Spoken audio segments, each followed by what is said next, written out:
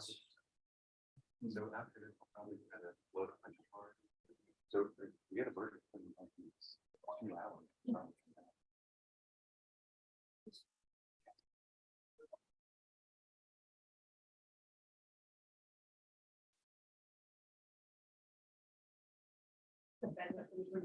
Is that the time? It wasn't happen last week. It is tight.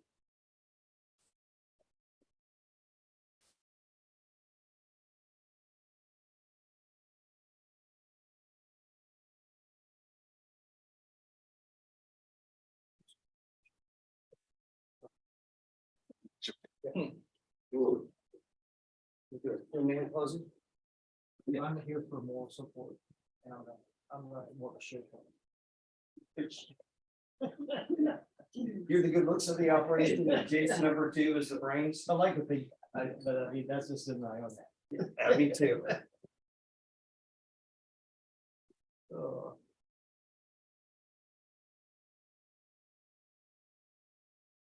Deputy Laura, if you want to let everyone in, since we're waiting for 4 jurors, and I'll call the docket and then let them know that we're not starting.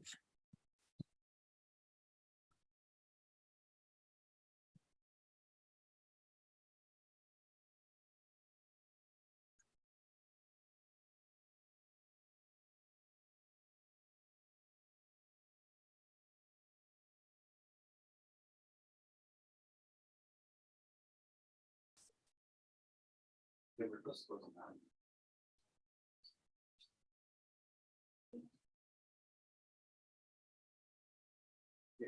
Well, Bashan, I see that, yes, what? Oh, you, yes, show me the Easter photos.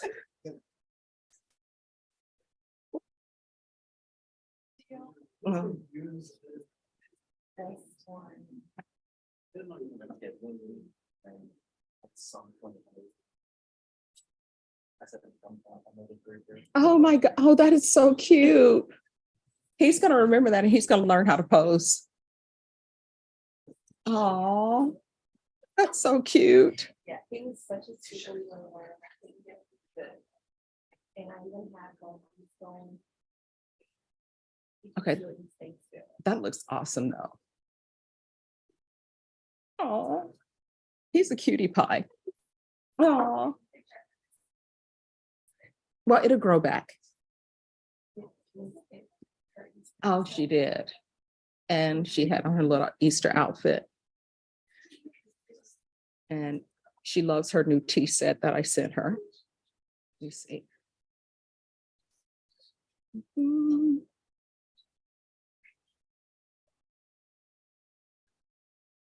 She now knows how to touch her glasses. Yeah. So she's doing her thing. Yeah. So she's doing her thing. Oh my God. All right, everyone, please have a seat. So everyone, we're going to start closing arguments for a jury trial as soon as the jurors come in. But for those of you who are here, when I call your name, please let me know you are here. Otherwise, I will assume you're not, and a warrant may be issued for your arrest. Robert Margarito Reyna. In custody, we have Fabian Vega,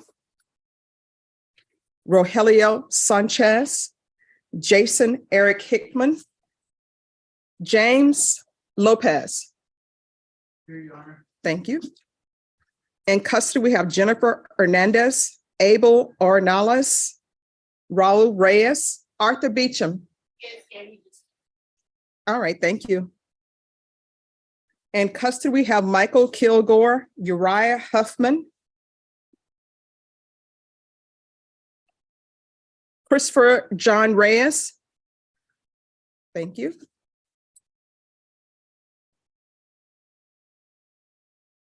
Roland Orta. All right, thank you. Johnny Joe Webb. Johnny Joe Webb. Did somebody say yes? No, Your Honor. All right. Timothy Barker. Timothy Barker. Derek Royce Hernandez. Johnny Joe Webb. John Marino. Thank you.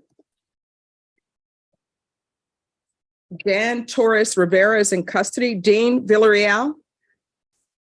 In custody, we have Sydney Peterson, Celine Bread. How you pronounce that? That's weird spelling. Celine Briard. Anthony Cantu. Michael Trevino. Joaquin Mendez. Joaquin Mendez. Stephen Wellington. Thank you. In custody, we have Hector Rodriguez, Angelina Hernandez, Chance Stilzik, Christopher Anthony, or Anthony Christopher. In custody, we have Francisco Martinez, Jeremiah Escoto Martinez. Jeremiah Escoto Martinez. All right, is there anyone who came in later, your name was not called? Yes, what is your name? John Meyer. Do you know who your attorney is? All right, we will be with you. Anyone else? Oh, I have you. All right, thank you. Anyone else? All right, so ladies and gentlemen, we have closing arguments this morning at 9 o'clock. We're waiting on 4 jurors, so the state will not be able to confer with you just yet. Deputy Laura, can you see if all the jurors are here? So as soon as closing arguments are complete, then they'll be able to confer. And the attorneys who are in trial are criminal trial division. We're missing one? All right, we're missing one juror. And is your case criminal trial division? No, Judge, standing box. All right, so let me see if we can call family violence. Family violence should, oh, they're in the back. Oh, and criminal trial division is in the back as well, so you can confer with them. I just need to get the pay papers ready to go. All right, thank you. They were hiding like Easter eggs, which I hope everybody got the Easter egg count right and didn't leave any in the yard. It happens. Oh, could you bring out Mr. Myers' client? Okay. He's ready to go. Okay, awesome. Do you need your client now or no? Okay. No rush. All right, so we'll put on the record very quickly when he comes in that both parties had a chance to review the charge and there are no objections.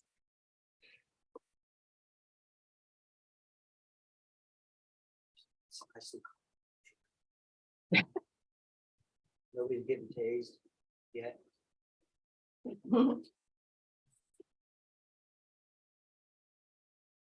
was a gentle tail.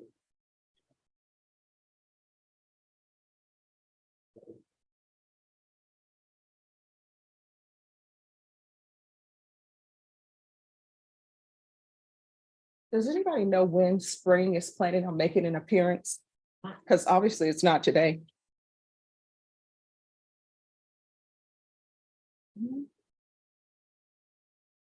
They say April showers, spring, May flowers. That's what I learned in elementary school.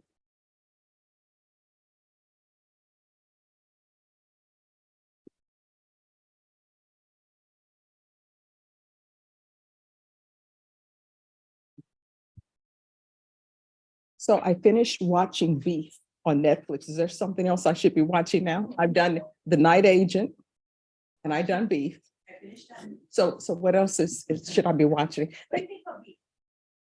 I thought it was very interesting, but I can't say Weird. it is.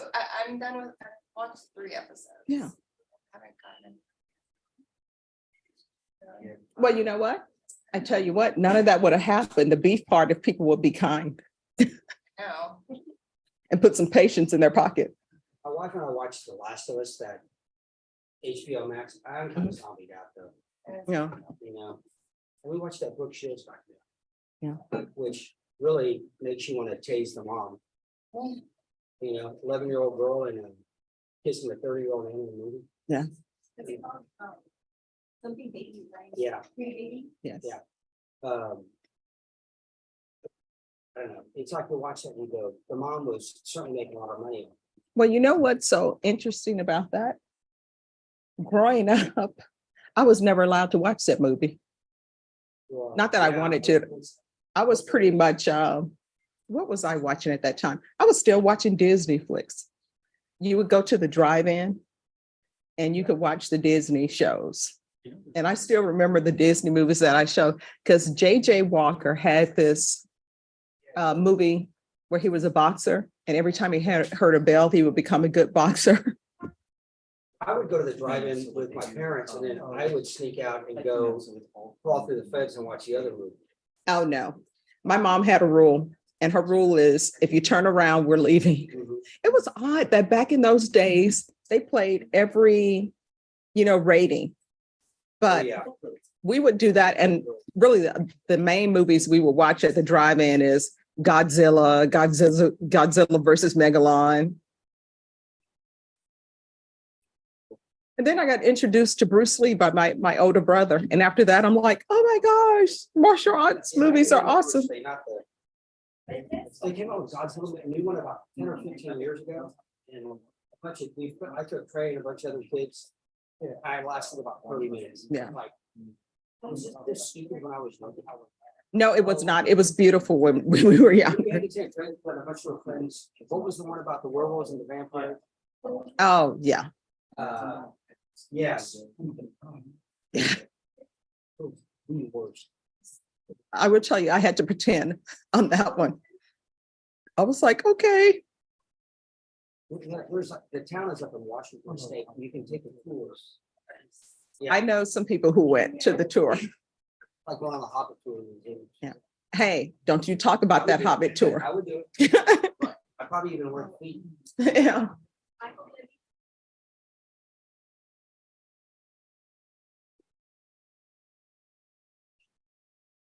And if you finish your paperwork before the jury is here, we'll take that up. There's an apparatus that they can put on someone who's hard of hearing, right? That they put reporters on there, or somebody just, I'm not sure. I'll check and see, but I'm sure. I Since think the interpreters have an enhanced type of earphone, Mhm. so that someone can pick up. Yeah. Okay. He lost his earpieces, and you gotta wait a little bit longer because you can only get them once a year. Oh. Yeah.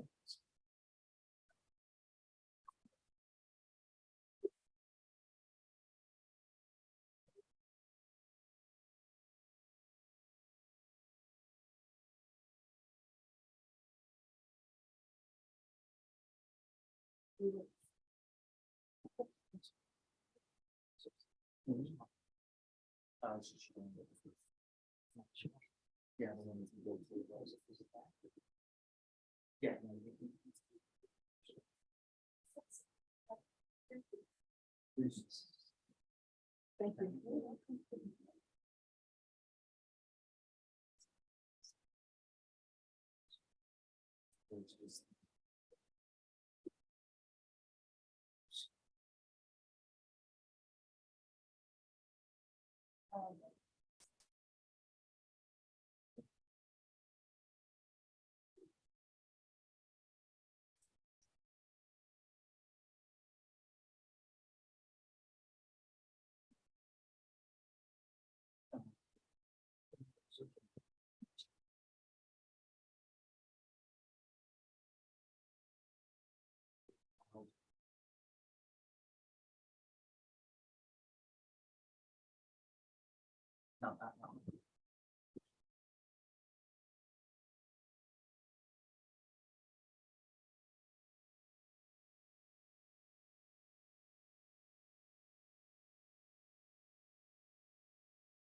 Judge, just take a minute, since we're gonna be broadcasting PowerPoint, I do have the photo of Justin and the photo of Mark in PowerPoint.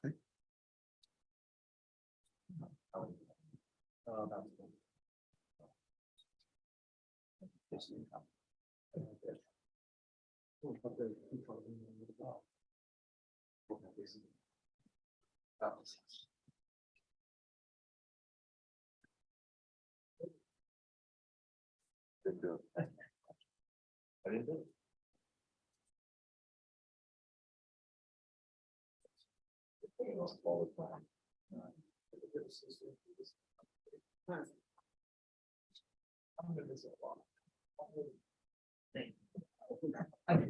I think that I'm gonna support. I thought you were gonna be. Probably. I think you did. Yeah, let me see who it is. Let me go find out. All right, thank you. Really high bar. Really.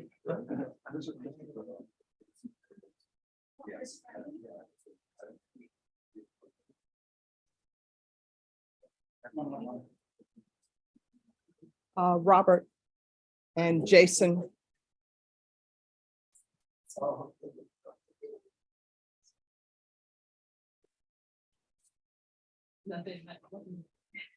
This chair is, no, it's like stiff neck. I just need somebody to pop neck. I'm being informed that the juror who's missing. And you remember that juror was saying that they had to go out of town?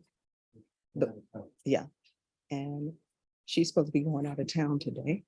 So we can either have Deputy Laura try to call her, or either we can go without her, because we have, I don't know.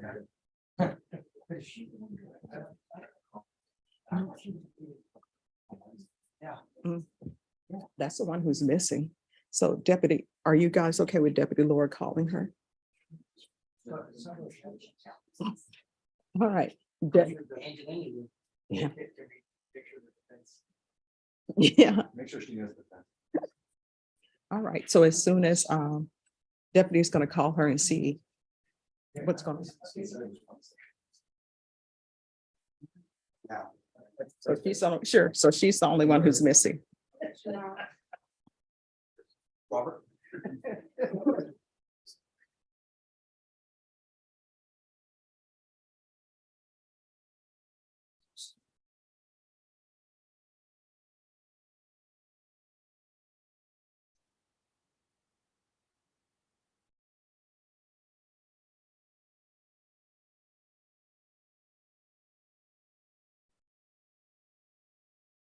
On Soledad? Well, from what I'm hearing in the back, it sounds like she may be here. Because I'm hearing a lot of noise from the back. We're just excited after Easter. Administrative. Ruby's here, Judge. She's gonna be Okay. All right, everyone is here. there. Yes. You might wanna. Like. Coming down. No, we don't. Be quieter. It might be easier. We'll probably.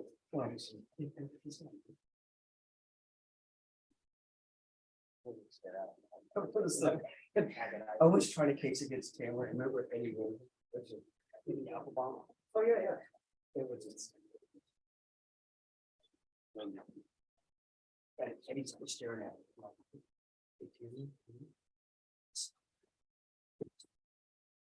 It was. That's not accurate. Yeah.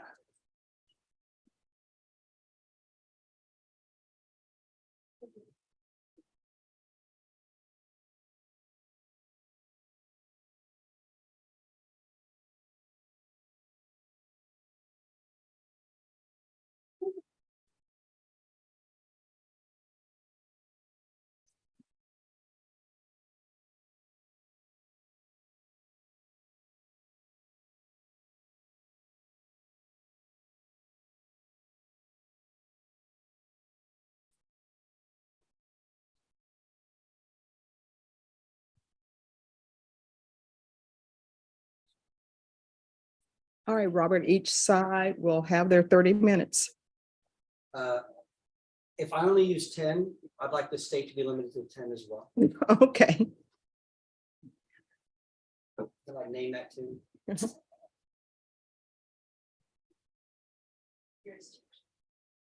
All right, court is going to call 2019 CR 10921, State of Texas versus Brandon GUZMAN. Could I have parties announced for the record for the state, Jason Jorgens, Jason Garahan, and Daniel Escobar for the state. for the defense? Robert Mauer for defendant. And are you Mr. GUZMAN? Yes, ma'am. All right, have both parties had a chance to review the charge of the court or the jury charge? State, Yes, Your Honor. any objections? No, Your Honor. Defense? We reviewed it, no objection. All right. The jurors are all here, so they're being lined up. And once they come in, I'll read the charge and we'll begin with closing arguments.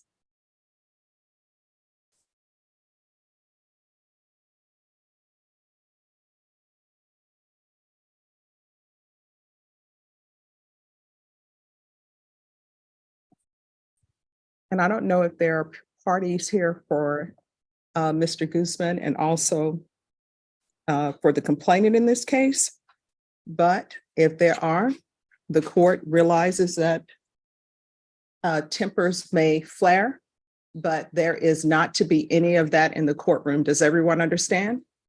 If there is, you will be escorted out of the courtroom. All right, we're ready. All rise for the jury.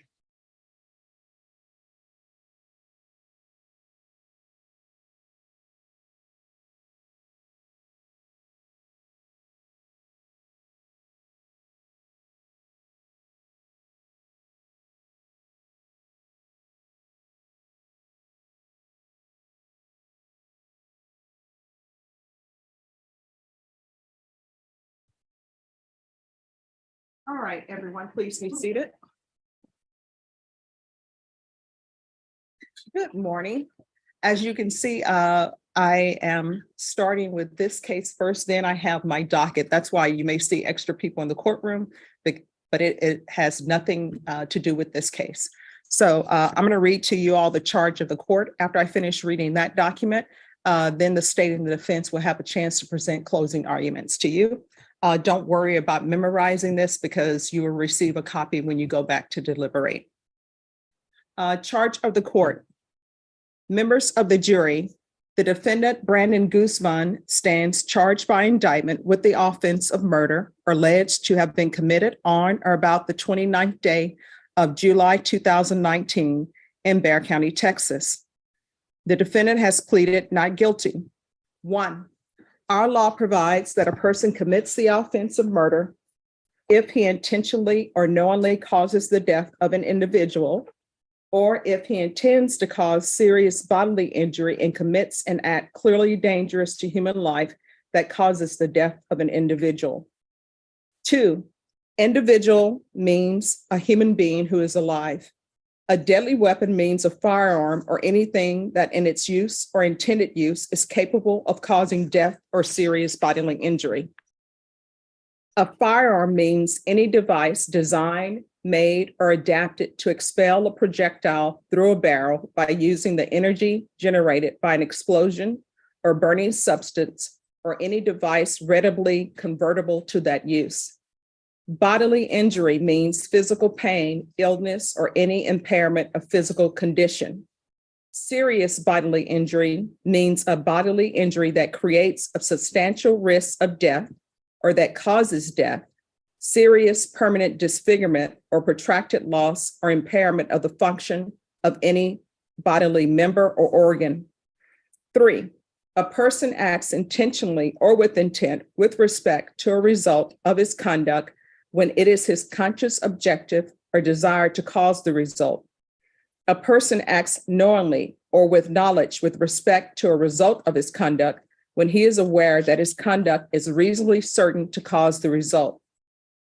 4, now if you unanimously find from the evidence beyond a reasonable doubt that on or about the 29th day of July 2019 in Bexar County, Texas, the defendant Brandon GUZMAN did intentionally or knowingly cause the death of an individual, namely Justin Larrabee, by shooting Justin Larrabee with a deadly weapon, namely a firearm, or the defendant Brandon GUZMAN with intent to cause serious bodily injury to an individual, namely Justin Larrabee, did commit an act clearly dangerous to human life that caused the death of Justin Larrabee by shooting Justin Larrabee with a deadly weapon, namely a firearm, then you will find the defendant, Brandon GUZMAN, guilty of the offense of murder as charged in the indictment.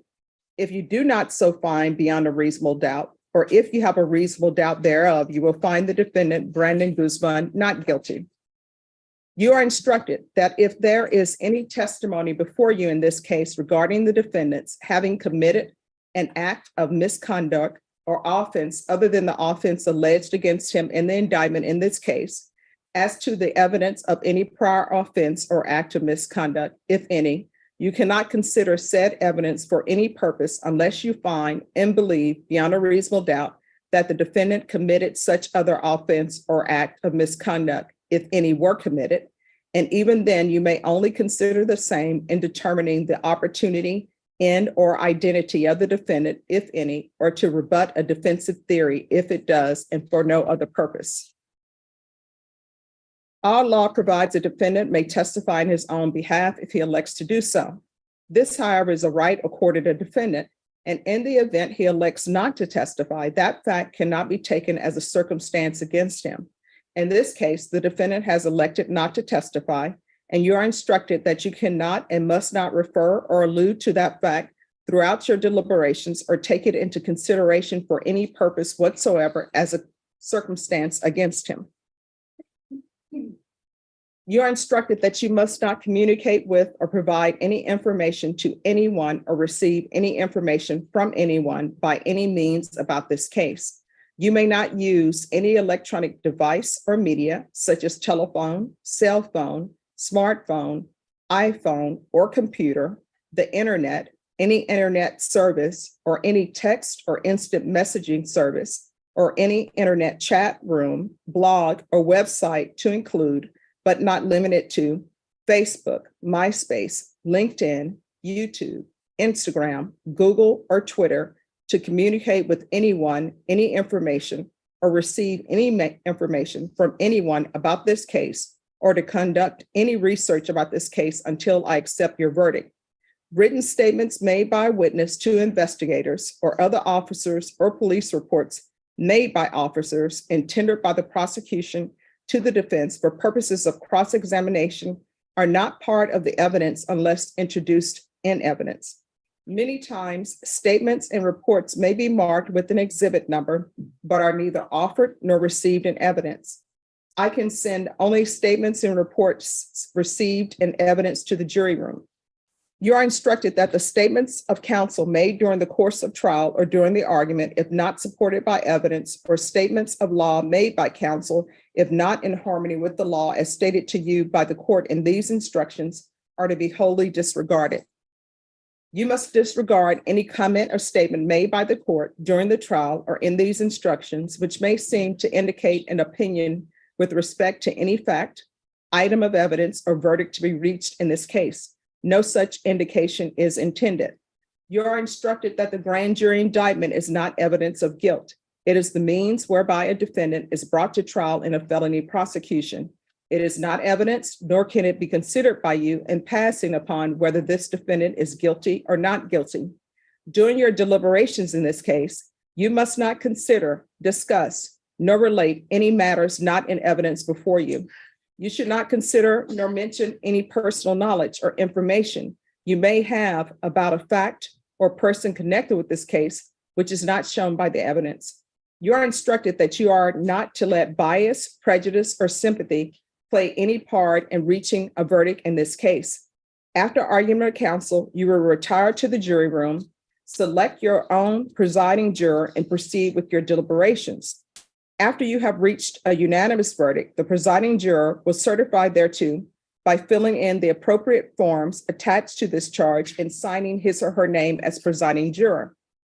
You are the exclusive judges of the facts proved, of the credibility of witnesses, and of the weight to be given to the testimony. But you are bound to receive the law from the court, which is hearing given to you, and be governed by that law. In order to return a verdict, each juror must agree to that verdict, but jurors have a duty to consult each other and to deliberate with a view to reaching unanimous agreement, if that can be done without violence to individual judgment. Each juror must decide the case for himself. but only after an impartial consideration of the evidence with his fellow jurors. In the course of deliberations, a juror should not hesitate to re-examine his own views and change his opinion if convinced it is erroneous. However, no juror should surrender his honest conviction as to the weight or effect of the evidence solely because of the opinion of his fellow jurors or for the mere purpose of returning a verdict. All persons are presumed to be innocent, and no person may be convicted of an offense unless each element of the offense is proved beyond a reasonable doubt. The fact that a person has been arrested, confined, or indicted for, or otherwise charged with the offense gives rise to no inference of guilt at his trial. The law does not require a defendant to prove his innocence or produce any evidence at all. The presumption of innocence alone is sufficient to acquit the defendant unless the jurors are satisfied beyond a reasonable doubt of the defendant's guilt after careful and impartial consideration of all the evidence in the case. The prosecution has the burden of proving the defendant guilty, and it must do so by proving each and every element of the offense charged beyond a reasonable doubt. And if it fails to do so, you must acquit the defendant. It is not required that the prosecution prove guilt beyond all possible doubt. It is required that the prosecution's proof excludes all reasonable doubt concerning the defendant's guilt. In the event you have a reasonable doubt as to the defendant's guilt, after considering all the evidence before you and these instructions, you will acquit him and say by your verdict, not guilty. Suitable forms for your verdict are attached to the charge for your convenience, if you care to use them, but they are not intended to suggest to you in any way what your verdict should be, and you may or may not, as you see fit, make use of them. At any rate, your verdict must be in writing and signed by your presiding juror. Your only duty at this time is to determine whether the defendant is guilty under the indictment in this cause, and you must restrict your deliberations to the issue of whether the defendant is guilty or not guilty and nothing else. After you have retired to the jury room, no one has any authority to communicate with you except the officer who has you in charge. Do not attempt to talk to the officer or anyone else concerning any question you may have. Instead, address your questions to the court in writing. If you want to communicate with the court, notify the bailiff.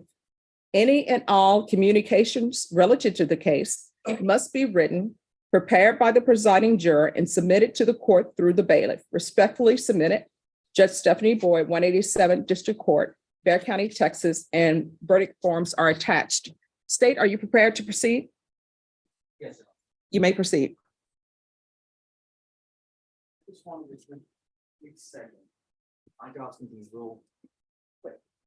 We came back from the holiday weekend and I just wanted to go over some things. One, to kind of lay out some of the law, and two, to go over some of the evidence that's been heard in this case. So first, there are two paragraphs for murder, paragraph A and paragraph B. Paragraph A is on or about the 29th day of July, 2019, Randy GUZMAN did intentionally and knowingly cause the death of an individual, namely Justin Larrabee, by shooting the complainant with a deadly weapon, namely a firearm. Simple.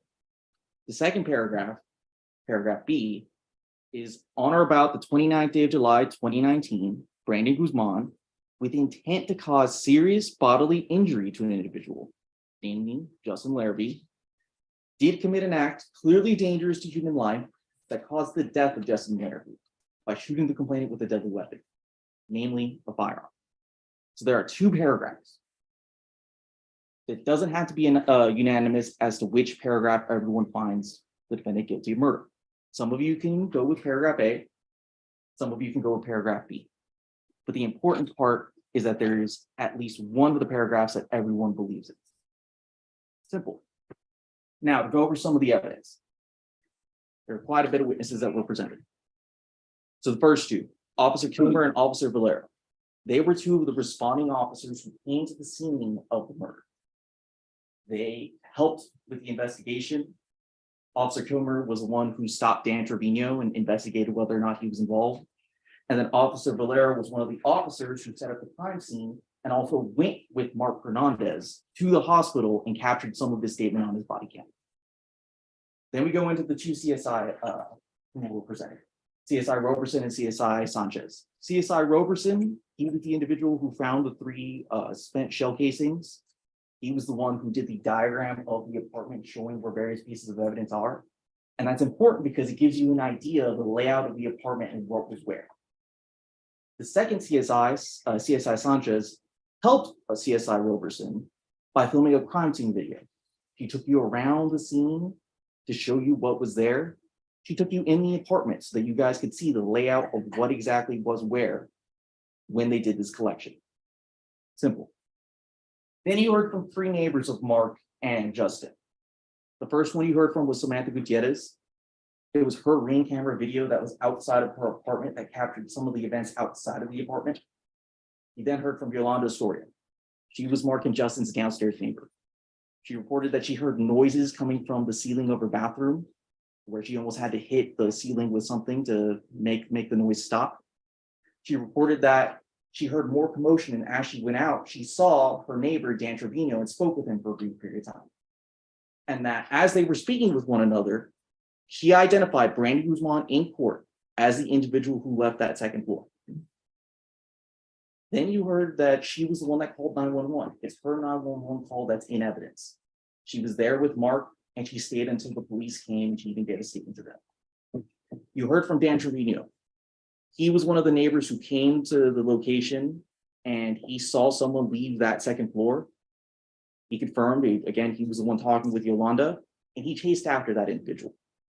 He lost him, but he did cooperate with the police when they saw him to make sure that he gave his side of the story. Then you heard from Mark Hernandez. He was Justin's roommate. He came home on the morning of the 29th, and he saw an individual in their apartment. At first, he thought it was Justin, but then that individual tried to shoot him. He got into a fight. He took off the covering that was on that person's face, and he identified that person as Brandy Guzman. 1 minute. Justin was already deceased at that point. Then you heard from Detective Land and Detective Patton.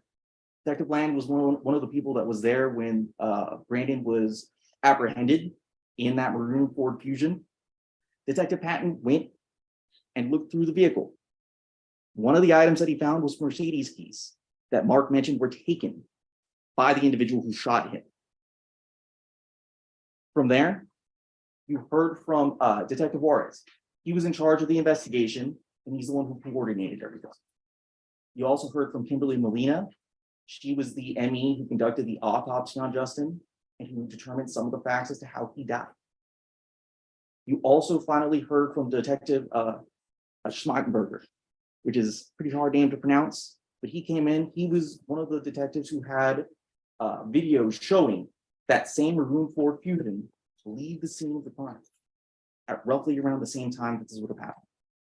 It's all these various pieces of evidence that Jason's going to go over again that lead to a verdict of guilty in this case. And that's what we're asking.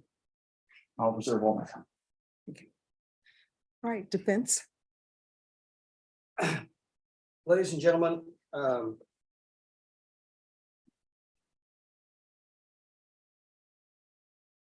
one thing I want to talk about is the only case that you're going to be deciding today is whether or not Brandon Guzman killed Justin Larrabee.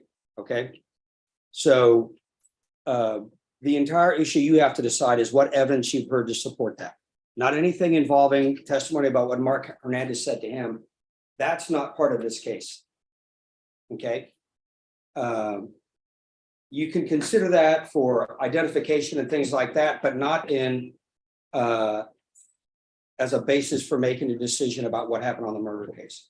So let's talk about what evidence you've heard about the murder case. Okay. You've heard no testimony from anybody about what the murder weapon was, right? No testimony about any bullet fragments, anything else that were identified and tied to any particular firearm or any evidence found at the scene. Okay. Mark Hernandez testified he got home and that his roommate was already dead, and then he testified about what happened. Now, the one thing I want us to talk about is the witnesses the state has produced. Okay, and their tendency to lie. So, first of all, Mark Hernandez. Mark Hernandez at the time of this incident said he barely knew Brandon Guzman. But he got up here and essentially changed his entire story. And all of a sudden now he knew Brandon really well. So much so that they had exchanged text messages. Okay, now here we are 4 years later. And that comes out now. He talks about, oh yeah, Brandon had been to my mom's house. So what was his motive to lie? Was he lying now? Was he lying at the time to the police about what happened? But clearly he lied. You just have to decide why. The same thing with Yolanda Astorga. Her statement here in court was materially different from what she told the police 4 years ago. 4 years ago, she couldn't identify who did it. They were walking down the steps and their back were turned. The back was turned. She couldn't see him. All of a sudden, she's in court now. Oh yeah, that's him. Now, I don't know if this is what happened, but I would guess it's probably similar to what happened with Dan Trevino, who 4 years ago told the police, yeah, you know, I can't really say who did it. And now he gets up on the stand and says, oh yeah, that's the guy. But then it turns out his identification has been coached. So much so that you were instructed to disregard the identification. There is a pattern of witnesses on this case lying. And you have to ask yourself why. Why is Mark Hernandez lying? And he testified about having just gotten out of prison, you know, and everything else. But clearly there are people on this case who are lying. The detective was testifying about the witnesses on the case, and he admitted that other witnesses had identified seeing two people fleeing the scene. Well, I just assumed that it was these two people. No further investigation done, no further work done to try to determine who these people were or any sort of identification. They just had a target and that was it. The ME testified. She never testified to anything as far as the caliber of firearm or anything else that she could use to tie any particular weapon to the murder case. Right? So the entire question is, what evidence have you seen to determine that Brandon Guzman committed the murder? None. Mark Hernandez said when he got home, his roommate was already dead. There's no evidence that's been presented about anything that shows who committed the murder or anything else like that. They talk about the key fob, right? A Mercedes key fob that we don't have. So according to Mark Hernandez, this is his key fob. There is a Gold's Gym tag, right? So you would think if it was identifying, they could have taken a picture of the tag to tie it to somebody. We have no idea whose key that is. There's been no evidence presented to you that that is in fact Mark Hernandez's key fob. We can't just assume it. There is nothing. Right, ladies and gentlemen, the jury, you will remember the evidence as you heard it. There is no evidence that you've been presented that this is Mark Hernandez's key fob. Objection, Mr. Chairman, the evidence. All right, ladies and gentlemen, you will remember the evidence as you heard it. Yet again, all you have heard the detective say this is his key fob. They lost the key fob. What they considered to be vital evidence, they lost. So we have no way of knowing whose key fob this is. And you can't just presume it. Okay, so look through the evidence you've been presented.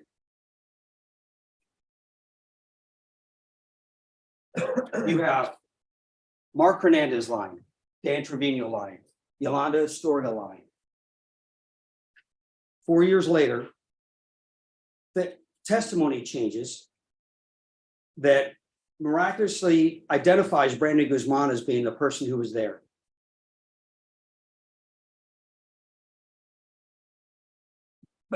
what you have to ask yourself is, are they lying now or were they lying then?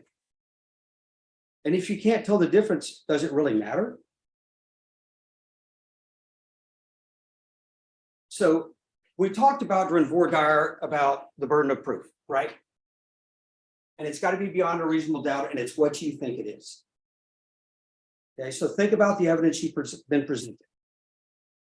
There is no physical evidence linking Brandy Guzman to this case.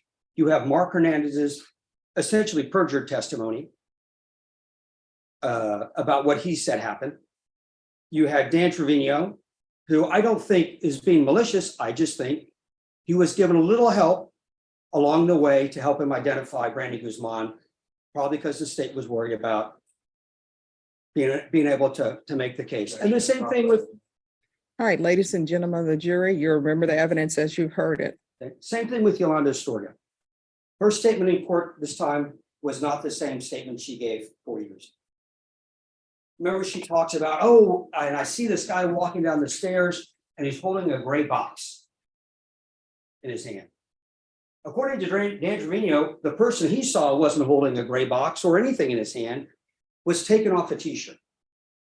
So you have the two eyewitnesses whose statements are markedly different from each other, who both witnessed the same event, right? The one thing we do know about Dan Trevino's is he got a little help along the way by being shown a photograph to say, hey, is this the person? Not a photo array, not a photo lineup, like 1 or 2 pictures, just to kind of nudge things along, make sure you got the right person.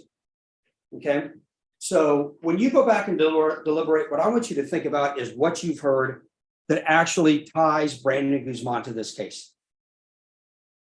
Not involving Mark Hernandez, involving Justin. There is no evidence that was ever elicited about the time of death of Justin. We have no idea what time it happened or anything that happened before Mark Hernandez got there. Okay. So you have to go back and make a decision, and the state's going to say, oh, you know, we can rely on circumstantial evidence. You can rely on whatever you want. But what I want you to think about is the evidence you have heard. Okay.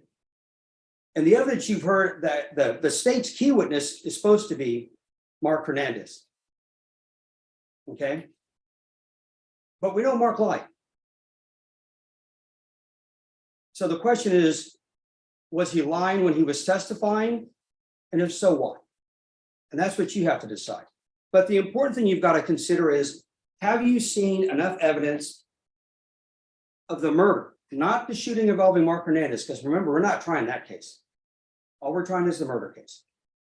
Have you seen or heard enough evidence to get over that burden beyond a reasonable doubt? And you haven't, ladies and gentlemen. The state has not presented sufficient evidence, particularly in light of the fact that the witnesses, the lay witnesses that testified, all testified to markedly different things than they gave a statement to police 4 years ago. And particularly Mark just flat out lied about what happened. So when you go back and deliberate, the only thing you should be deliberating and thinking about is, have you heard enough evidence on the murder case? And ladies and gentlemen, you have not. You have to return a verdict of not guilty.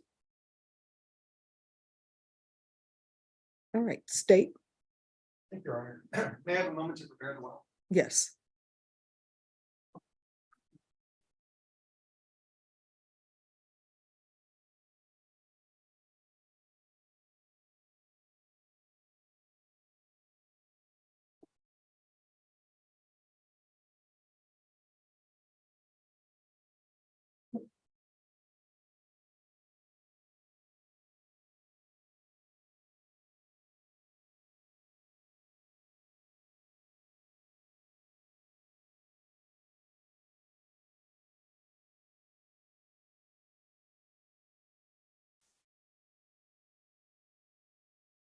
Judge, it says the host is disabled and screen sharing.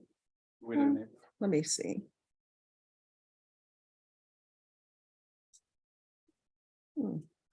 Just 1 second.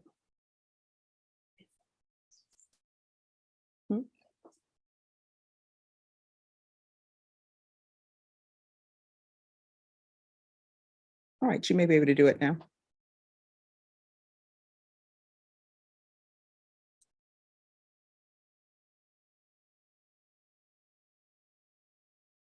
Giving me the same message.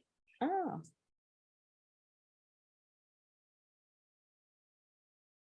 All right, if you. Get posted in this section, please.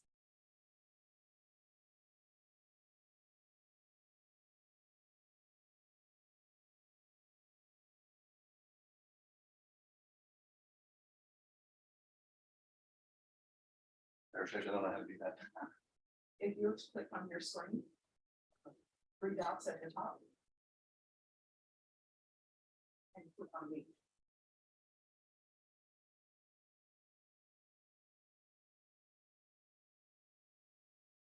Let's see, chatter. Then click on my photo, Yes. and then on that, click make host.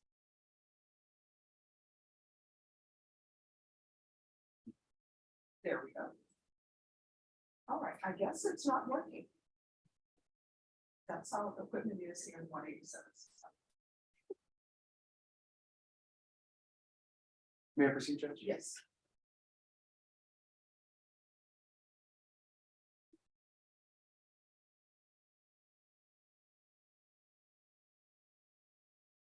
Brandon GUZMAN was caught red-handed in the immediate aftermath of the murder of Justin Larrabee.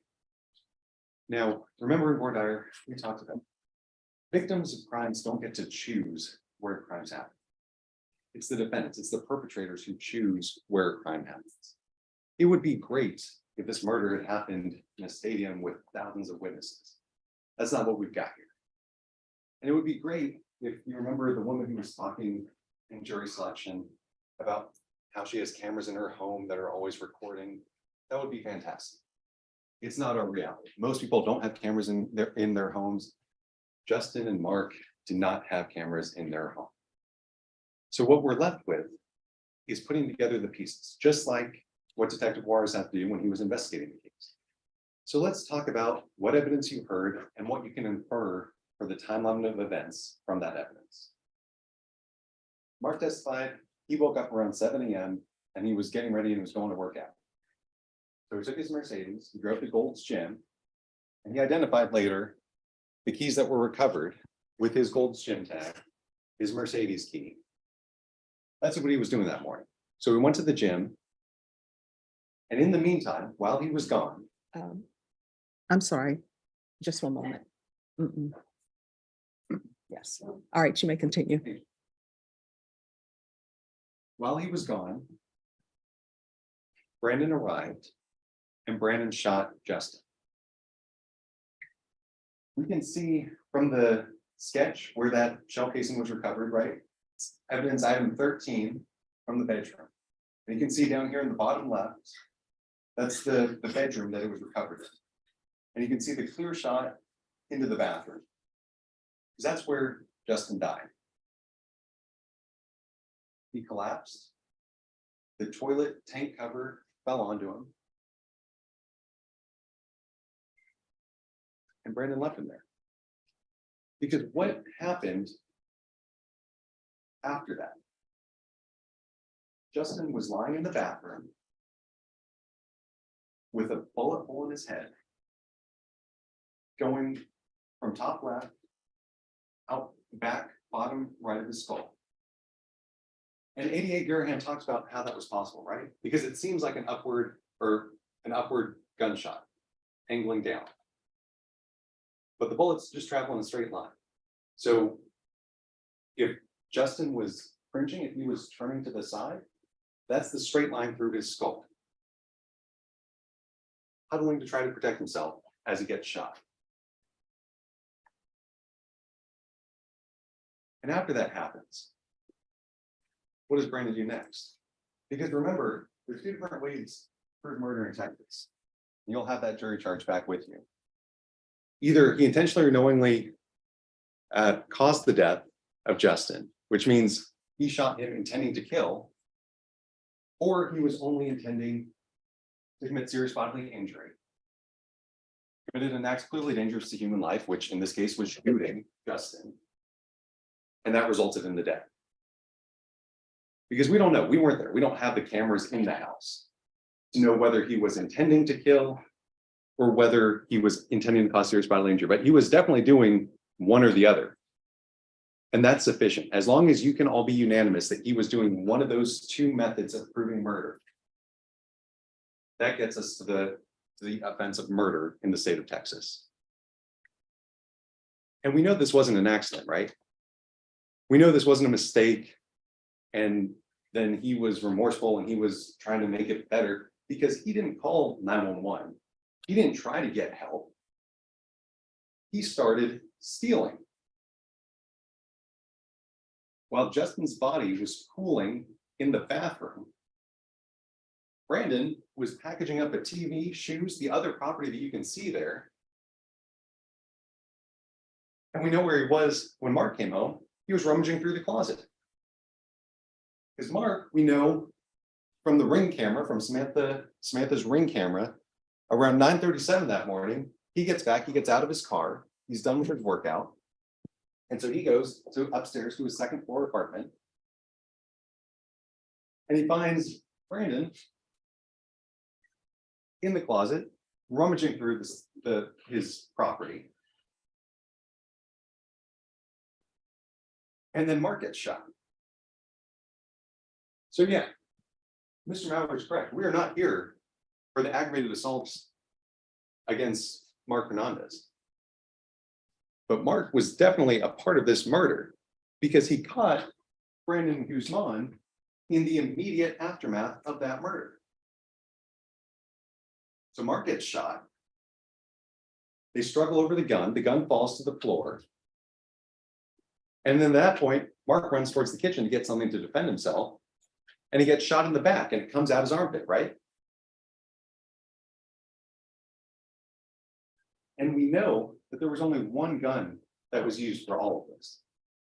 You heard from Mr. Pendleton, the scientist. He analyzed the casings that were found, the one in the bedroom and the two in the living room, common room area. And they all came from the same gun, that same .45 caliber pistol. Same gun. Judge, I'm gonna object. He's stating facts. There was no testimony about what the murder weapon was. All right, ladies and gentlemen, you remember the evidence as you've heard it. All the casings matched. There was only one weapon that was involved in this case, and it was what Brandon used to kill Justin. Now, at 9:39 that morning, Dan hears the gunshots and he goes over, right? He crosses towards the apartment building where Justin and Mark live. Because he hears the gunshots, he goes and talks with Yolanda. And then when they're there, Yolanda sees Brandon laying down the stairs. And so Dan chases him. And we can see on the that thin strip of surveillance video right there, or Ring video right there. It's around 9:40. That video will loop. So you're seeing Dan right now, but it's about to restart.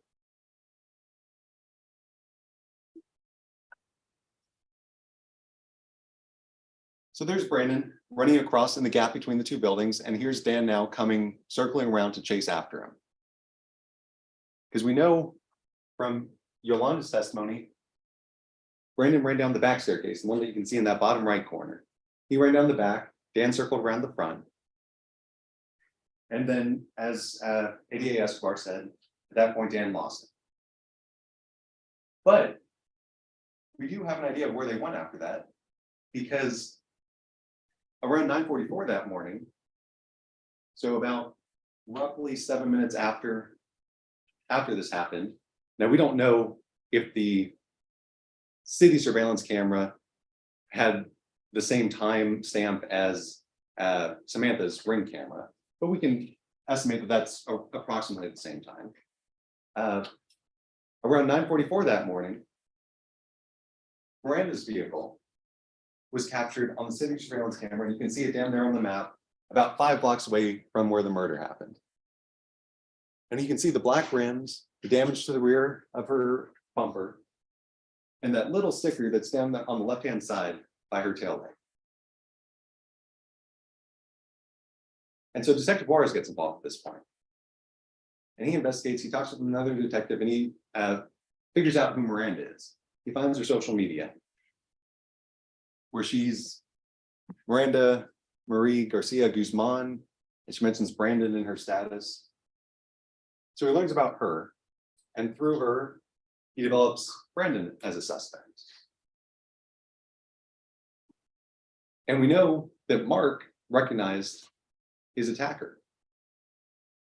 So Detective Juarez gets a photo of Brandon, his potential suspect, and he goes and shows it to Mark at the hospital. And Mark identifies Brandon Guzman as Gibby, the man who he knows as Gibby, person who shot him, person who was in his apartment, stealing his property, while Justin was lying dead in the bathroom. And so Detective Juarez obtains warrants for the murder for the aggravated assault that happened that day. And the very next day, ROPE, the Repeat Offender Program, those detectives develop information about where Miranda might be and specifically where Brandon Guzman is likely to be. So they follow Miranda's vehicle. And eventually, after a couple of different stops, they see Brandon getting in. And so they get uniformed officers to do a traffic stop. And at that point, they arrest Brandon on his warrants. And it's the same vehicle, right? Same vehicle from a day before. The one that they find, it's got the black rims, it's got the damage to the rear. And you can see in that upper picture, it's that same sticker that's captured on the City of San Antonio surveillance cam. Same vehicle that was fleeing the murder scene 24 hours ago. That's what he was found. And that wasn't the only important thing that was found in that car. It wasn't just Brandon Guzman, it was Mark's keys. Right?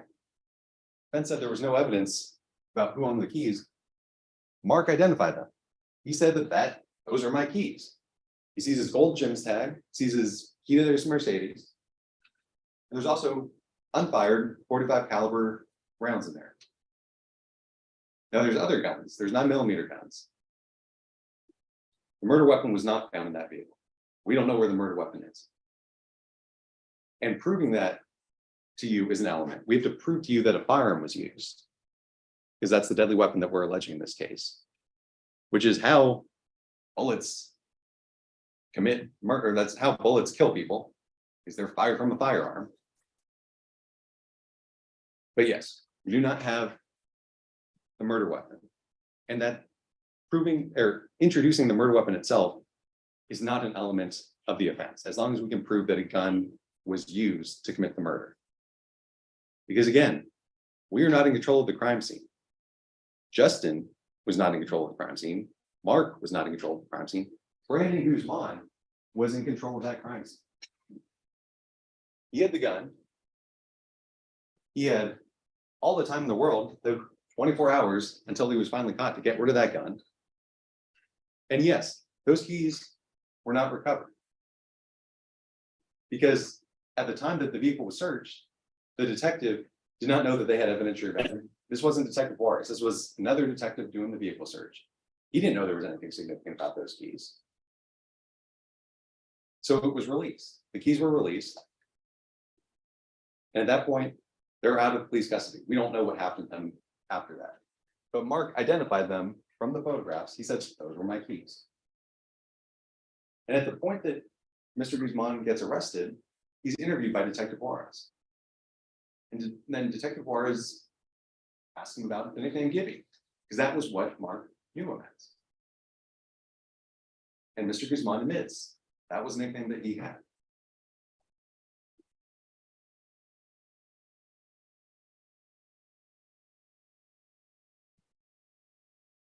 The defense talked a little bit about the extraneous offenses, right? Because we're not here for Brandon shooting Mark. We're here for Brandon shooting and killing Justin. And there's a paragraph about extraneous offenses and what you can consider them for. And one of the things that you can consider them for is opportunity and identity. So the shooting of Mark Hernandez is very relevant to this case, because this shooting shows that Brandon Guzman had the opportunity to commit that murder. He was there while Mr. Hernandez was at the gym. He was there alone with Justin, and he shot Justin. Because as much as the defense would like to have you believe that there were two people that were fleeing that apartment, that's not what happened. You heard from Dan and you heard from Yolanda. There was one person that left that apartment before Mark stumbled out trying to get help. There was one person that left that apartment. Except that there were two people running from it, right? Because Dan, after he saw someone fleeing from that apartment, he chased after him. So yeah, so there were two people running away because a murder had just happened, and Dan was trying to catch someone who might be involved in the shooting because he had heard those gunshots.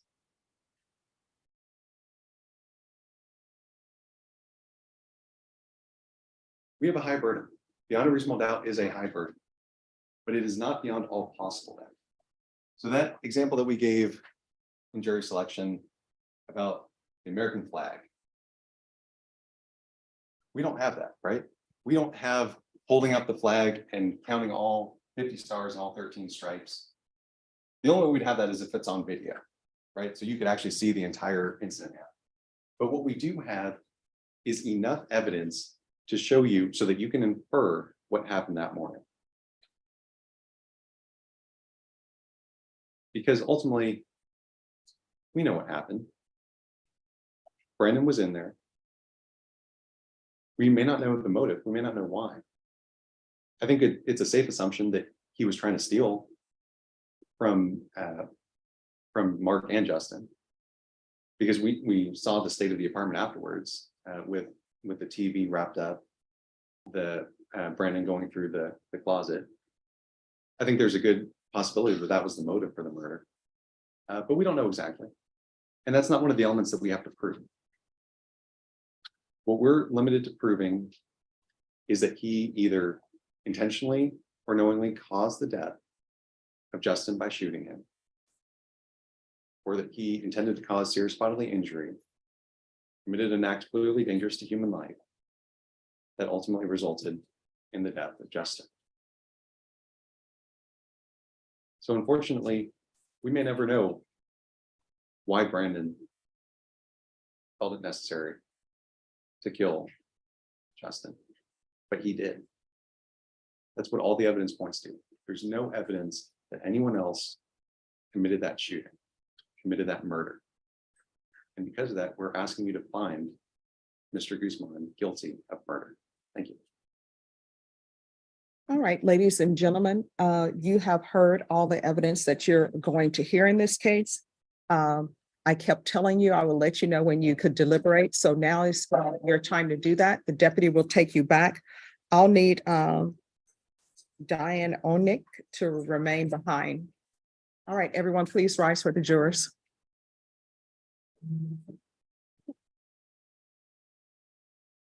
Just say that. Yes. All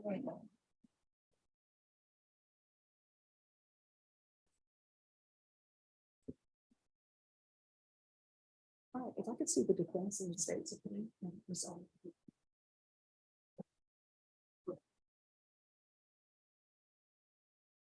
Oh, everyone, please be seated.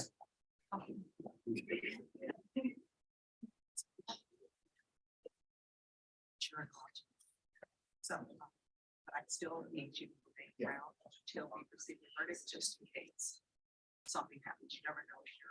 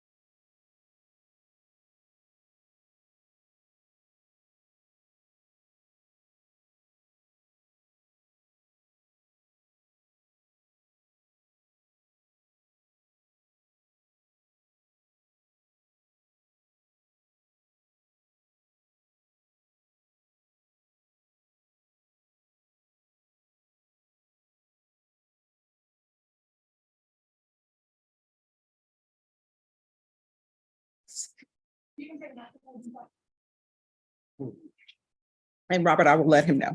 Okay.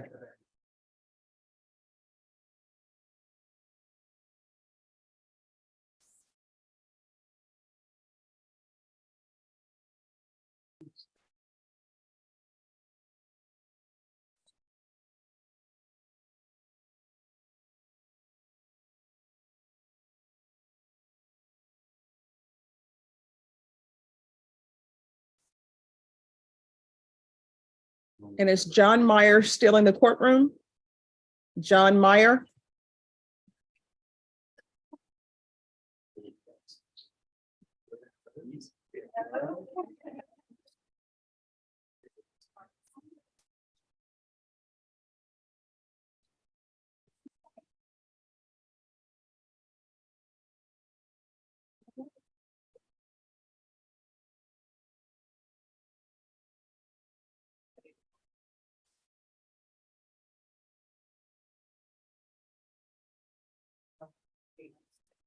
Very unreasonable.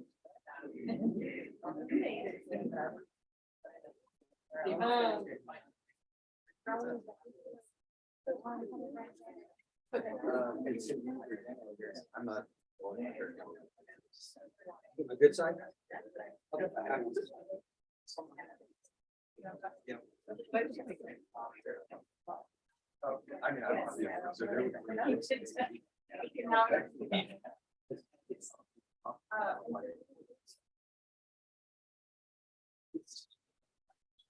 Pretty good. Let me just do this and then y'all take over and just make sure. Well, hopefully, I think the only one that's is 15, should just be 15 instead. Right, I see Yeah. 15A and 15, and then that appellate exhibit is in there, Oh, I forgot. the A. Which one's the appellate review? It's in here. Let's just ask him. You can look at that and look if you want. Okay. I'm ready to go open.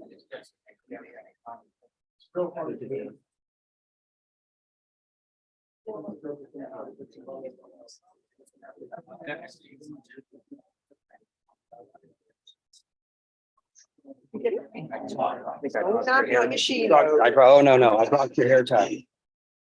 And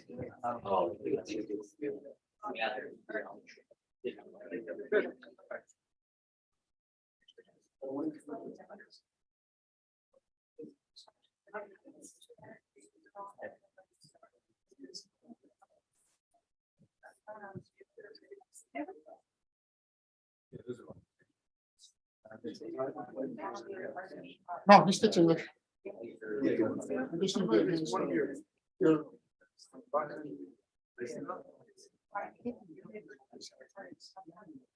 Yes, the interpreter does. Would this guy be eligible for from the virgin?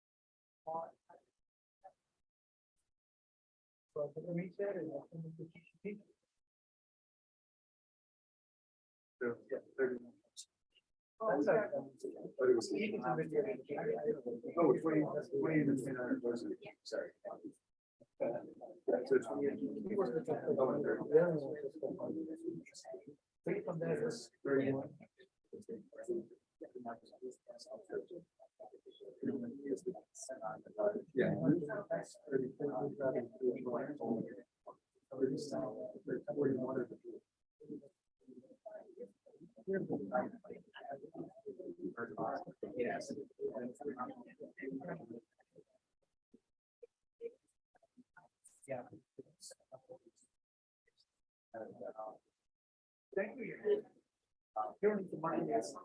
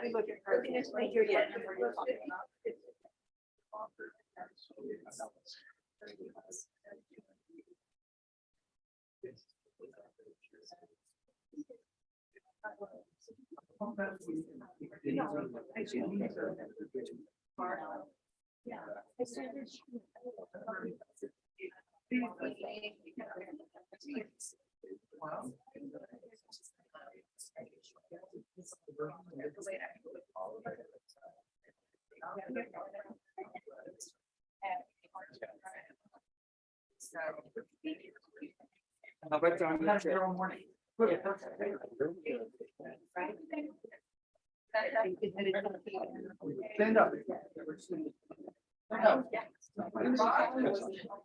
We cool?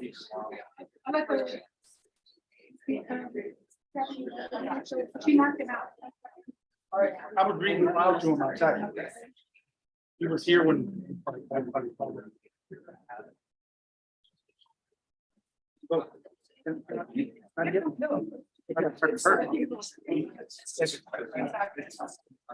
Yeah.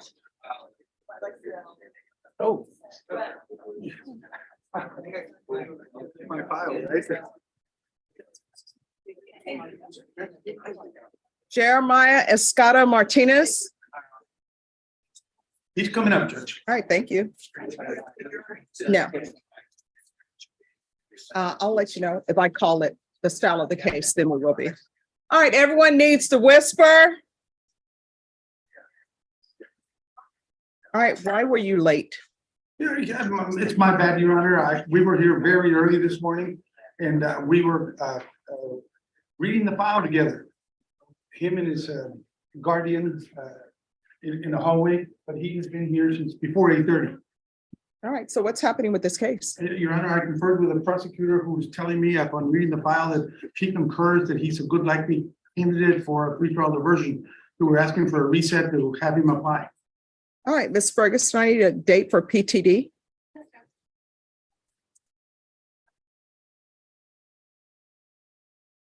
Come back on May 15th. All right, May 15th, Ms. Ferguson will give you a reset form. After you sign that, you're excused. Thank you, Your All Honor. right, thank you. Always good seeing you. Yes, Your Honor.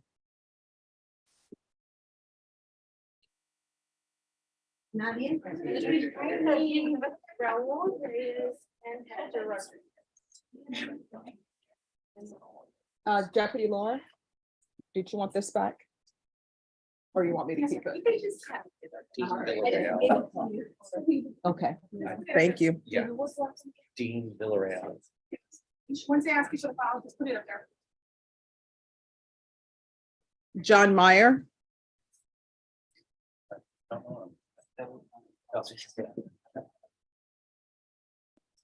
Morning, Your Honor. good morning. Yes.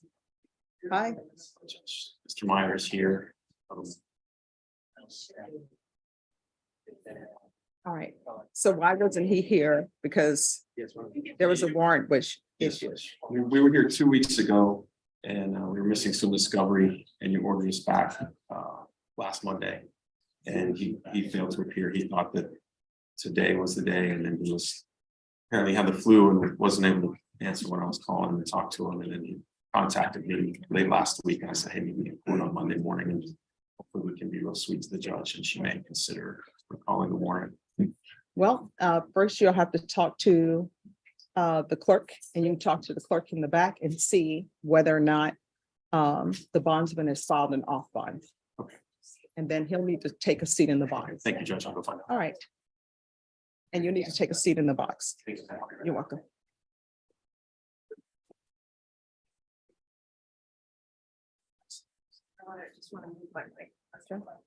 Dean Villarreal. Morning, Judge. Jason Goss. Morning.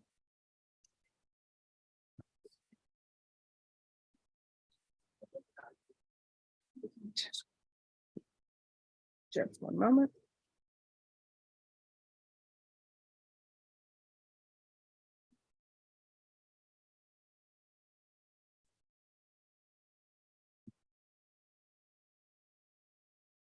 All right, so where are we? We were here on March 6th, discovery of the medical records, the same mental health records, CPS records. Where are we?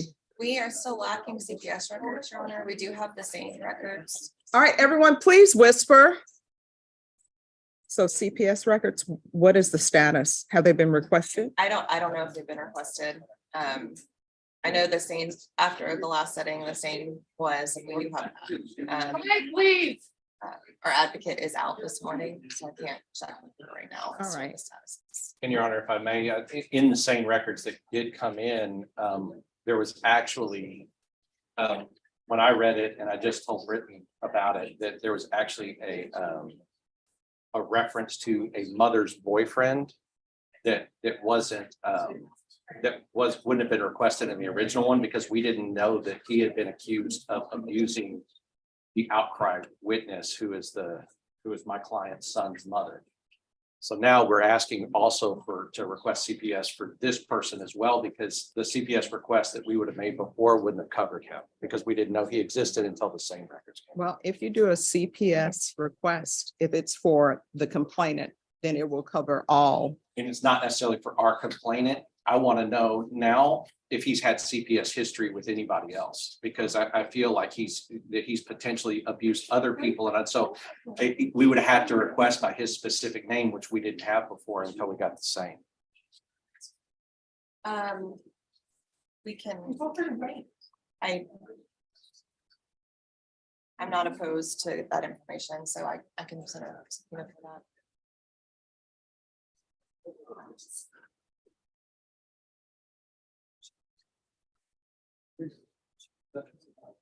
All right, Ms. Ferguson.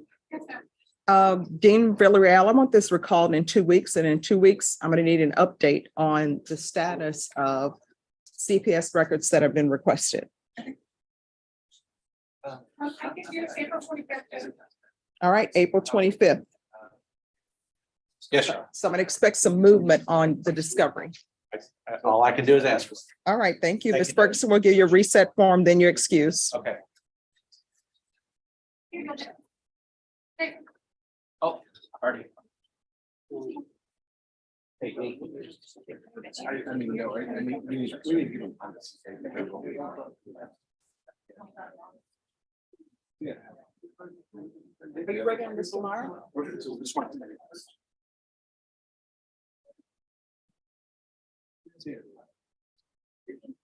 Yes. Everything's still good with the bond judge. All right. And then where are you on discovery with the state? Yeah, they provided me what I needed, and which is the David, the search warrant was missing, so I now have that. And just need to finish going through the video. So I So think you that I think I have everything that they need to give me, Judge. All right, I need the state on John Meyer. It's a drug case.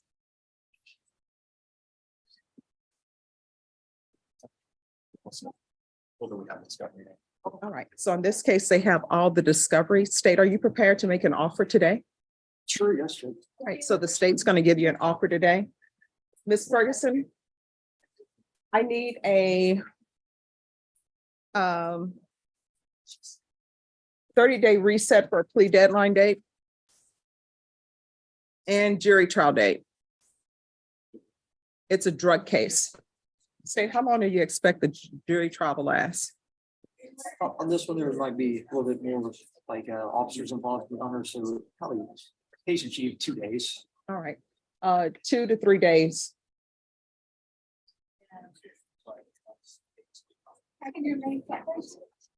All right, May 2nd is going to be your plea deadline date and your jury trial date.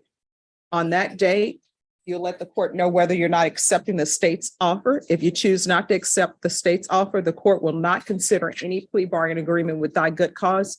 Otherwise, you have to plead open to the court. Do you understand? All right, and counsel, I need 2 B pages to recall the warrant. Yes, okay, Judge, I'll get those. Thank you very much. You're welcome. Thank you. I'll take a seat. Judge, you want him to take a seat back there? Oh, yes, you can take a seat back there.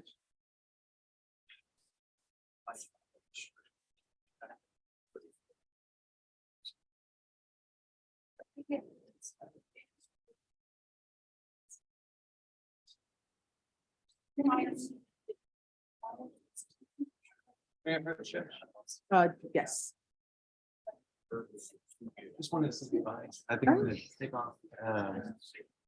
If the verdict comes out before lunch, I may be able to come back out, but Okay. I'm supposed to be starting Wilson this afternoon. So- Okay, well, safe travels. Don't speed. All right. All right. Thank Well, you. good having you. Yeah. this is- I always tell people bloom wherever you are planted. Sure. So I'm sure you will do great things there. Thank you, Judge. All right, you're welcome. Have a good one. Bye-bye.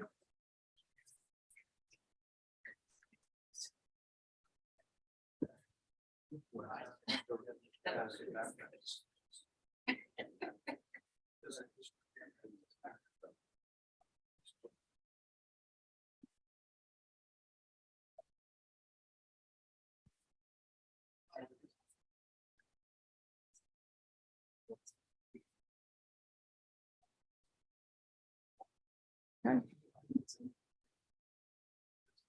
I do appreciate it, Judge. Thank you. You're welcome. And you'll need to give this back to the clerk in the back.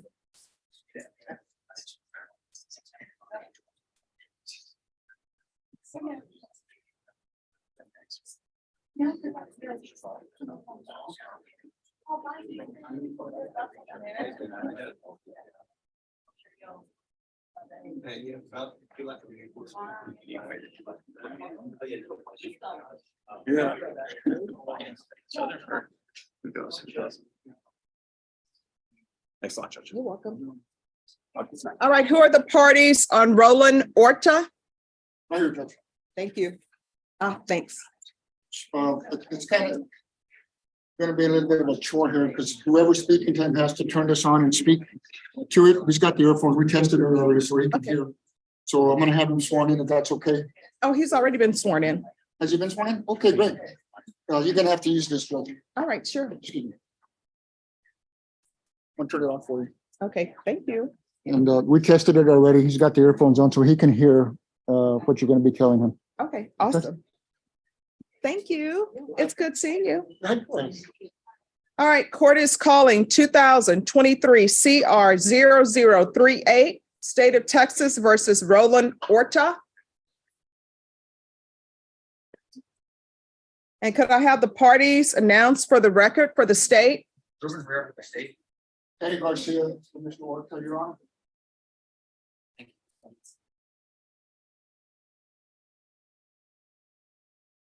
And are you Mr. Orta? Yes. Are you Mr. Orta? Yes, ma'am. Are you able to hear me okay? Yes. All right, if at any time during the proceedings you can't hear me, just let me know. All right. Counsel, have you received all the discovery in this case and did you review it with your client? I did, Your Honor. Court will find that the state is in compliance with discovery. Mr. Orta, I'm showing you what's entitled application for deferred adjudication or community supervision. Did you review that with your attorney? Did you understand it and did you sign it? Did you hear the judge? All right. Okay, now. All right, Mr. Orta, Yes, ma'am. did you review the document entitled application for deferred adjudication or community supervision with your attorney? Did you understand it and did you sign it? Yes, I read it and I understand it. I'm showing you what's entitled true bill of indictment. Did you review that with your attorney? Did you understand it? Yes, ma'am. Counsel, do you waive the reading of the indictment? I did, Your Honor. State, are you proceeding on the indictment as presented? We are, Your Honor. Showing you what's entitled court admonishments and defendants waivers and affidavit of admonitions. Did you review that document with your attorney? Did you understand it? Did you sign it in all the appropriate places?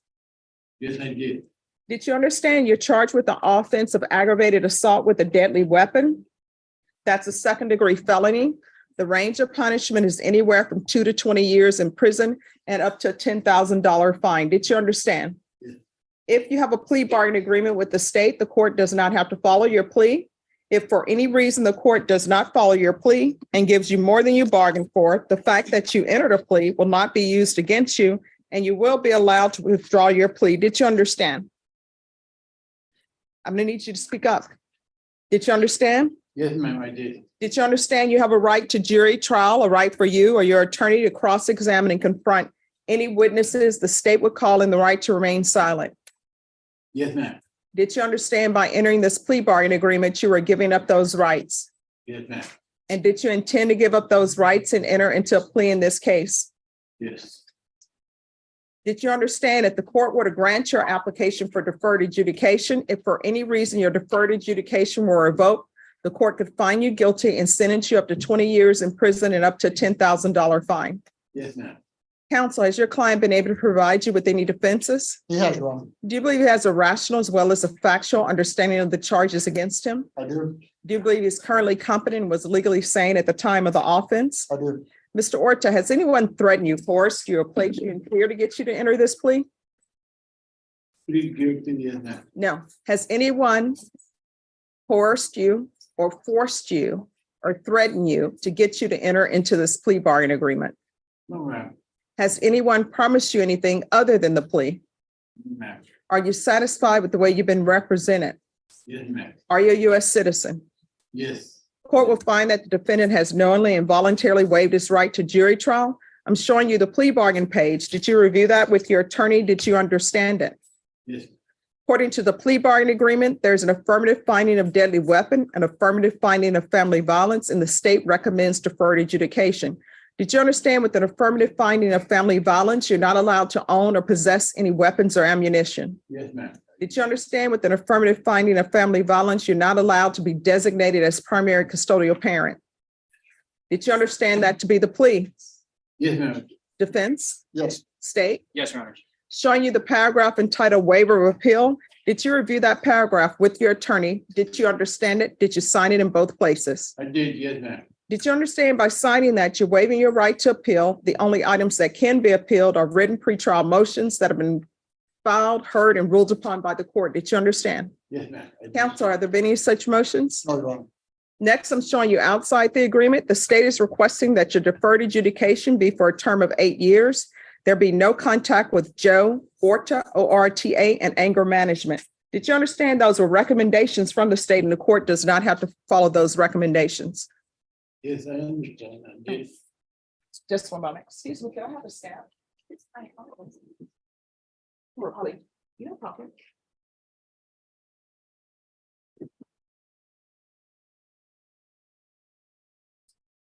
Then to the offense as charged, how do you plead? Guilty, not guilty, or no contest? I plead guilty, ma'am. Yes, Your Honor. Any evidence? State offers State's Exhibit 1 and all attachments. No objection, Your Honor. All right, you may be Thank excused. you, Your Honor. All right, Mr. Orta, I'm showing you what's entitled waiver and consent to stipulation of testimony and stipulations. Did you review that document with your attorney? Did you understand it? Did you sign it in all the appropriate places? I did understand it, yes, ma'am. Again, did you understand you have a right to jury trial, a right for you or your attorney to cross-examine and confront any witnesses the state would call and the right to remain silent? Yes. Did you understand that today the state will be presenting evidence in the form of witnesses' statements and police reports, but most importantly, there will be no live testimony? Did you understand? Yes, ma'am. I understand. Court will find that defendant has knowingly and voluntarily waived and consented to stipulation of testimony and stipulations. Court will accept into evidence states exhibits 1 and attachments and review the same.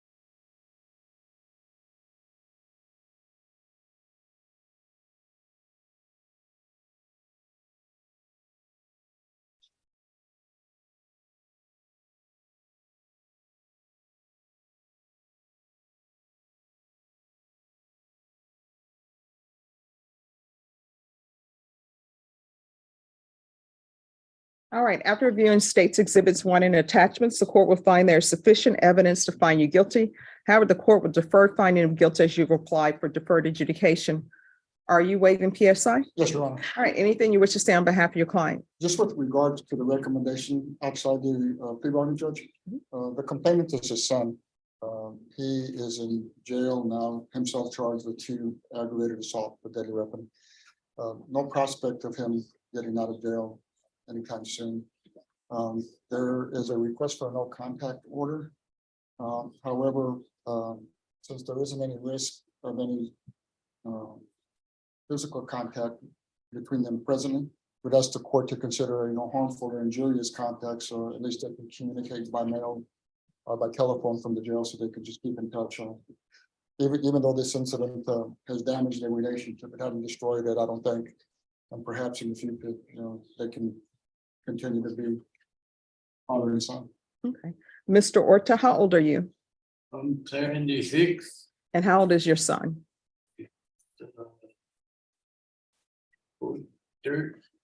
38, 39. All right, so was your son living with you, or are you all living in the same complex? It's the same house, but he was upstairs living, and I lived downstairs. So what were you all arguing about? Well, he takes medication and he started accusing my other son and my wife of thinking that somebody stole from him. Get paranoid. I don't know what kind of drug it is, but get paranoid. Start shouting and wants to fight and everything. And we're gonna go get my other son. And we're all afraid of him, so he takes that medication. Okay. And does your client have any priors? He has a long time ago, Judge. There was, what? I don't remember, but it was a felony conviction for years ago when he was a younger man. All right, Mr. Orta, what's your prior felony conviction? What, man? What was your prior felony conviction? He may not even remember. I'm sorry, but I don't have it presently with me. I should have. You remember what? I don't know. I know I did any information I got, but I remember the charge. Was it? I completed it. It's very factory. I forgot what it is. Yes.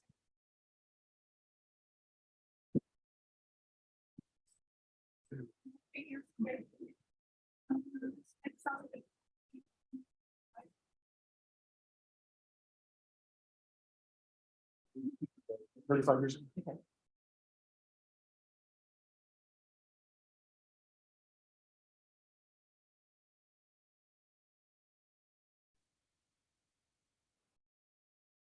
Are you also known as Armando Ortega? Are you also known as Armando Ortega? Yes, ma'am. Okay. Oh, no, he said he's also known as Armando Ortega. All right, the court is going to sentence you to 8 years deferred adjudication. There's an affirmative finding of family violence. There's an affirmative finding of deadly weapon. There's to be no contact with Joe Orta. The court will reconsider lifting that once he's started anger management. Anger management. There's to be regular reporting by Zoom or in person. Are you employed or retired? No, I'm disabled. I'm sorry? I don't have a job. I'm retired and with stable disability. All right. He's suffering from some real serious medical conditions, Judge. All right. So I'm going to want proof of disability within 30 days. Does he receive government payment for that? That's SSI, Social Security, and then he receives some other supplement for the disability. All right. So proof of SSI within 30 days. And with that, Judge, would you consider a minimum supervisory fees because of the limited income? No, because I mean, that's all he has to pay. Right. Field visits, one time per month. And probation, if you want to consider the field visits as his reporting, you can consider the field visits as his reporting. And we'll do regular UAs. Is there anything that you need? Anything else, Mr. Orta, from the court to be successful? No, ma'am, I understand. All right. Probation, is there anything else he needs? No, Your Honor. All right. And Mr. Orta, I'm not requiring you to do community service hours or any of that.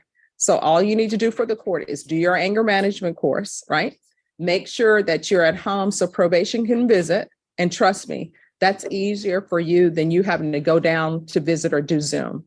So I'm eliminating any gas prices you would have to pay for that. That's why I'm keeping your supervisory fees as they are, because probation is going to have to come out to see you. And there's an affirmative finding of family violence and an affirmative finding of deadly weapon.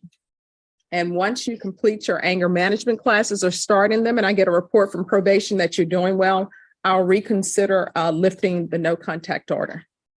Counsel, is there anything else? No, Your Honor. All right.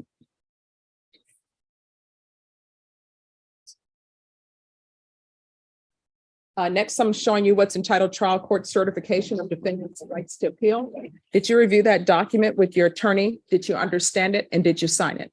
Yes, ma'am. Because this is a plea bargain agreement, because I followed your plea bargain agreement, and because you waived your right to appeal, you do not have the court's permission to appeal. Do you understand? Yeah, I understand. Because there's an affirmative finding of family violence, you're not allowed to own or possess any weapons or ammunition. If you have a question of what a weapon or ammunition is, you'll need to speak to an attorney. Do you understand? I understand. All right, and I read the police report, so you cannot have any weapons in your home, okay? Okay, All right. Good luck to you. thank you. You're welcome. Let's have a seat, take the earphones off, I'll get that. Thank you so much. Oh, she's coming around. Okay. Thank you. Always good seeing you. Good to see you.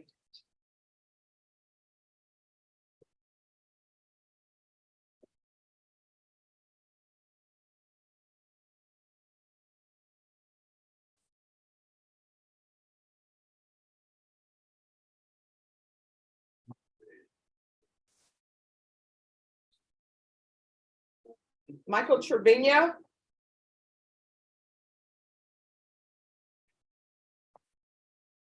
And where is Michael Trevino? I don't know, Your Honor. Okay. I've tried to contact him. I've been in contact with his sister as well as his son, but I have yet to be in direct contact. All right. Is he on a commercial bond? Yes, he is, Your Honor. Have you tried calling his bondsman? I will be doing that today. All right. If you want to do that now, and I'll wait to call this up after you've done that. Okay, thank you, Judge.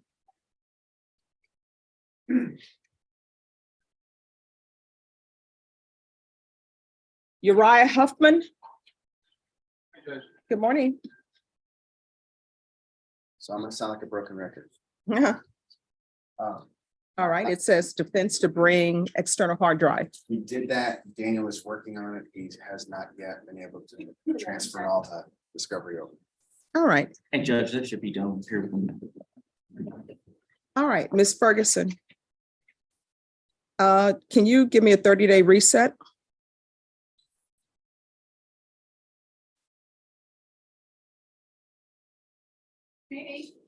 All right, we're going to come back on May 8th. What is going to be due on May 8th is a discovery acknowledgement. And state, you'll need to be prepared to make an offer at that time. Thank Right. you, Judge. Is there anything else? No, ma'am. All right, thank you.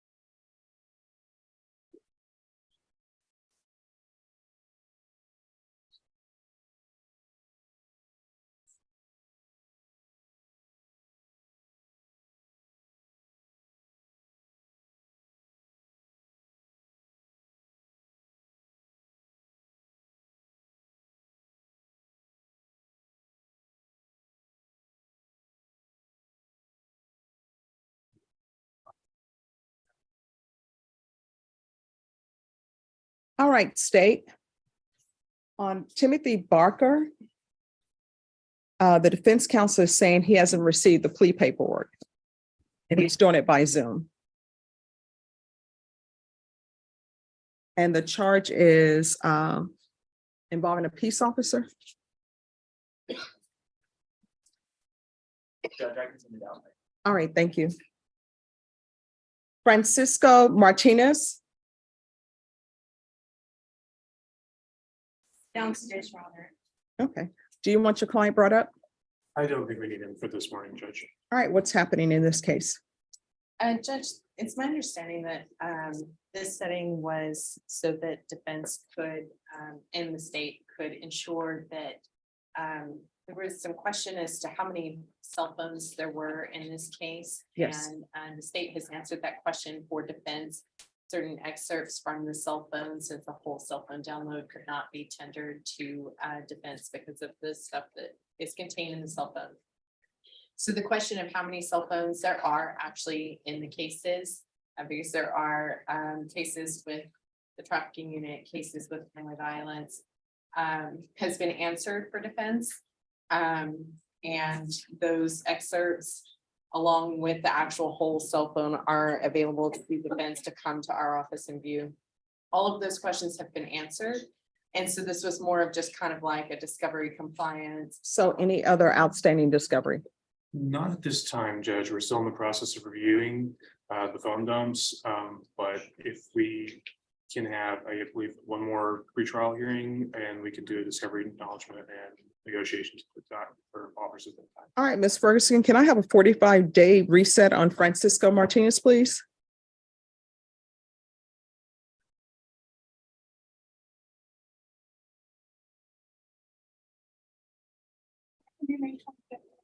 All right, we're going to come back on May 25th, and what's going to be due on May 25th is discovery acknowledgement and a plea offer.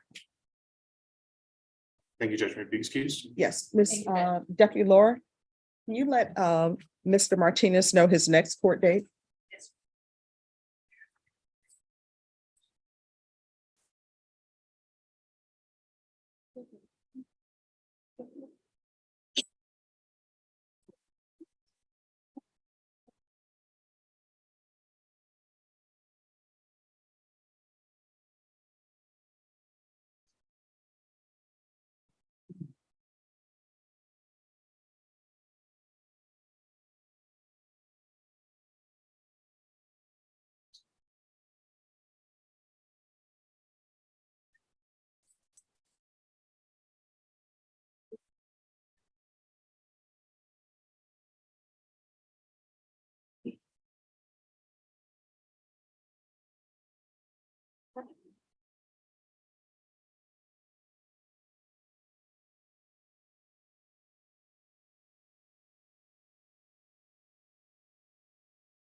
Derek Hernandez. And then is Mr. Eduardo Jimenez here? All right, you'll be up after the second case. So there's one more ahead of you, then we'll take you up. All right, today is your plea deadline date. What's happening? Yes, Your Honor, we just received a new plea offer this morning. And so we just wanted to see if we could get a little bit more time to discuss that offer with the client. All right.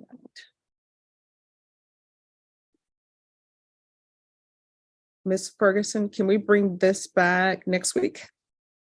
Yes, ma'am. All right, we'll be back on the 18th. There will be no further plea deadline extensions. Yes, Your Honor, thank you. Thanks for dressing appropriately for court. You always do, though.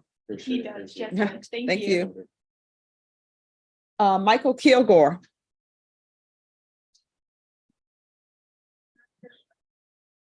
All right, Mr. Kilgore, if you'll come down. Mr. Hernandez?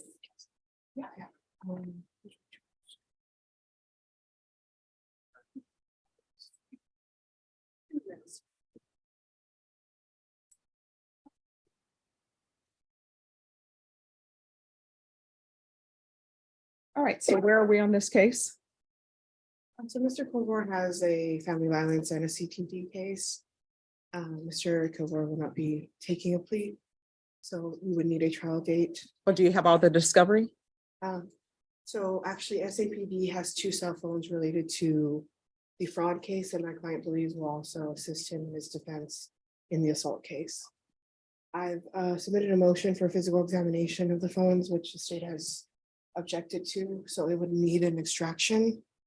But my client believes that the phones are, Well, where are we on this phone? Your Honor, it's my understanding that an extraction was done. It's a phone. No, Your Honor, we conferred with the defense and we asked for the defense to provide us with a password to the cell phones. And I believe it was my understanding that she was going to communicate with SAPD to get that.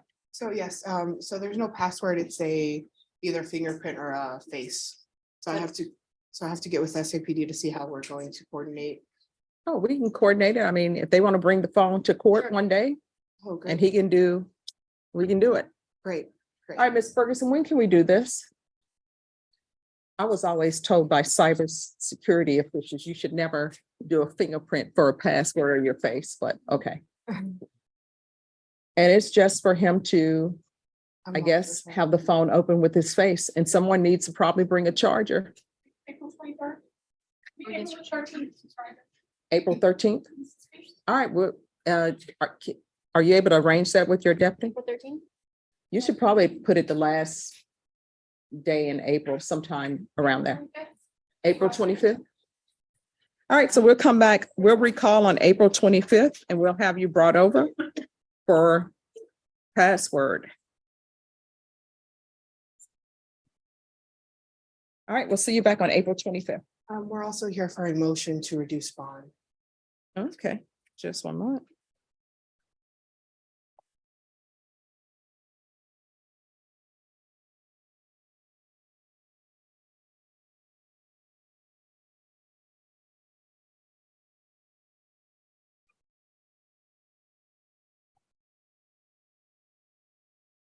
All right, and is that for both cases?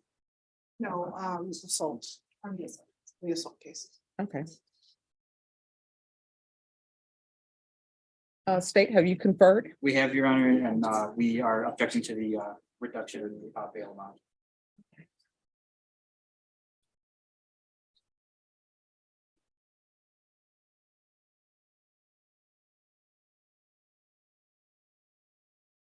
All right, I don't have the order in this case. I see where we previously had a motion to reduce bond. And that was granted by Judge Pettis. Well, he set it at 50,000, but if you want to, we'll keep him here. If you want to get the motion to me, or either check with the clerks and see if they have the motion, and I'll take Oh, it the up. motion I submitted? Yes. Yes, I have it. Oh, yeah, Yes. just get the clerks to pull it in. Okay. All right, so if you have a seat, we'll take your case up in a minute. You're welcome. All right, the parties on Fabian Vega.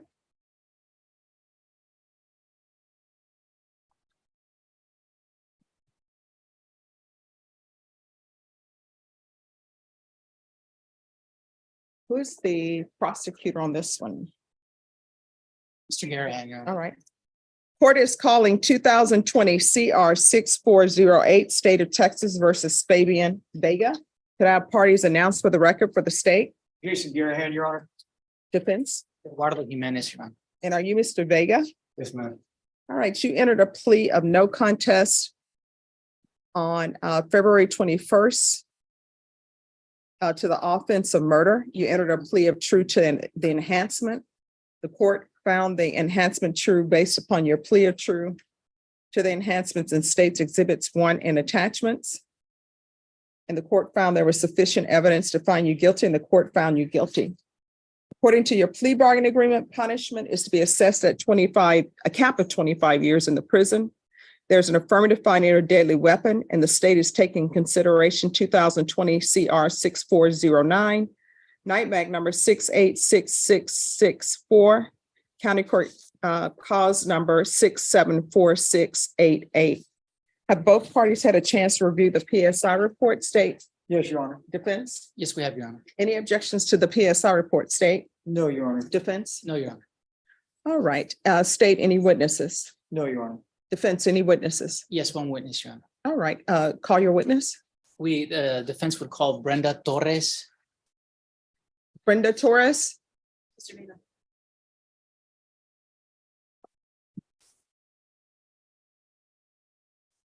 Can you raise your right hand for me, please? Do you solemnly swear or affirm the testimony you give will be the truth and nothing but the truth, so help you God? Yes, ma'am. All right, I'm gonna need you to keep your voice up so that the court reporter can hear and I can hear. All right, if you can state your name for the record and spell it. Brenda Torres. And spell it. Brenda Torres, Torres. All right, and sometimes I ask for people to spell their name so that they can practice keeping their voice up. And so I can test whether or not the court reporter can hear. All right, defense. Ms. Torres, what is your relationship to the defendant? Right. You speaking His wife. to the microphone, not to me. Okay, his wife. Do you have a child together? Yes, we do. Such child, 6-year-old son, his name is Xavier. 6-year-old son. What grade would that put him in? He's in kindergarten, he's about to graduate next year. Okay. How long have you known the defendant? And that was 14. And when was the child born? How many years thereafter was the child born? 2 years later? And what separated you at that point from Mr. Vega? He was in juvenile. I'm sorry, I'm gonna need you to speak up. He was in juvenile. And so we were unable to be together. Unable to be together. Okay, what kind of person did you know Mr. Vega to be at that time? Very emotional, loving, and caring.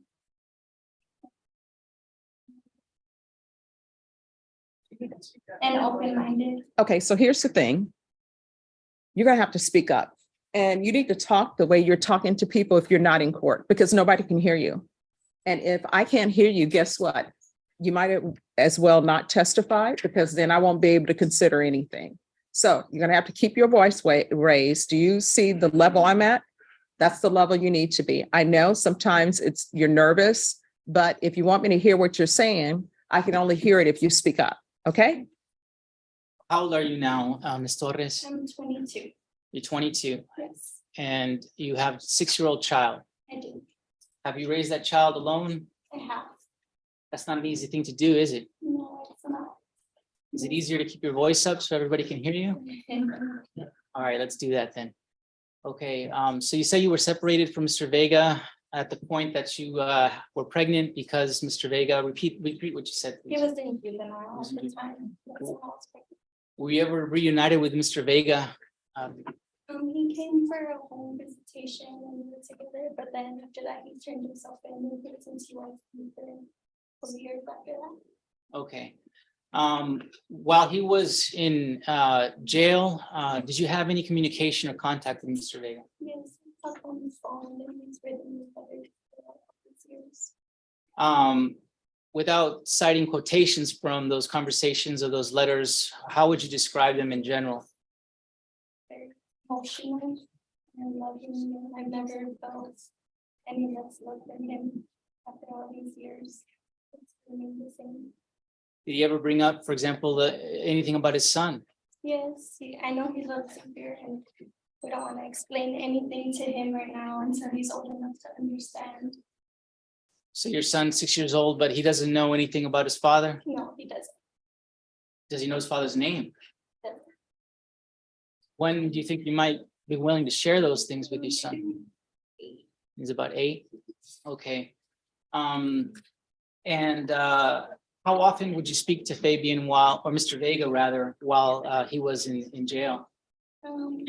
Recently, it's been a lot, but before it was only the first 4 times a month. It really wasn't that often. It was very difficult. And talk, not being able to be together. Mhm. It was just a lot of emotion. Okay. Did he ever express remorse for the Yes, he's apologized sincerely. Still apologizes for not being able to be there for his actions, keeping him away from us. I've forgiven him. what do you look forward to, if anything? To coming home and being able to create the family that we started in the first place. How do you care for your son as a single mother? Do you have a job, for example? I do. I'm a manager at Whataburger.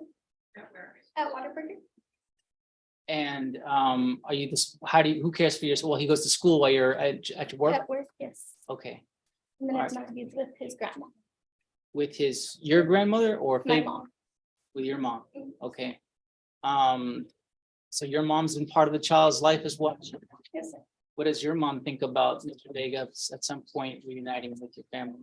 She's ready. She wants me to tell Xavier about him already so we can have contact. Yeah.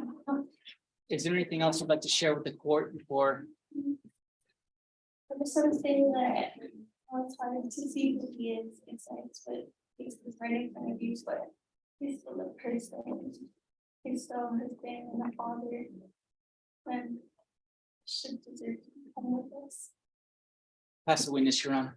Any questions? Just a couple questions, John. Ma'am, how old is your son? 6. 6. So he's born in 2017 or 2016. How much time did the defendant, Fabian Vega, spend with that son back then? None, because he was in juvenile. So none. Has he, and he's never seen him, You've seen him. but he's participated in this son, the 6-year-old, your son's life. How much? None, because he's been in juvenile and in jail. He's in juvenile in jail, but he was not in jail when he committed this murder. Yes, I know. Okay, so how much time did he spend with the son then? He didn't. Okay, thank you. No further questions, Your All Honor. right, what's your son's last name? Becca. All right, thank you. Judge, we have. May I go? Yes. Okay. Any further witnesses? No further witnesses, Judge, just allocution from the defendant. All right. He's going to be subject to cross-examination. I understand what allocution is, but if he wants to give his statement, he's going to be subject to cross-examination. He gave up the right to remain silent when he entered his plea. All right, let me just check with him and then see what he says. Okay.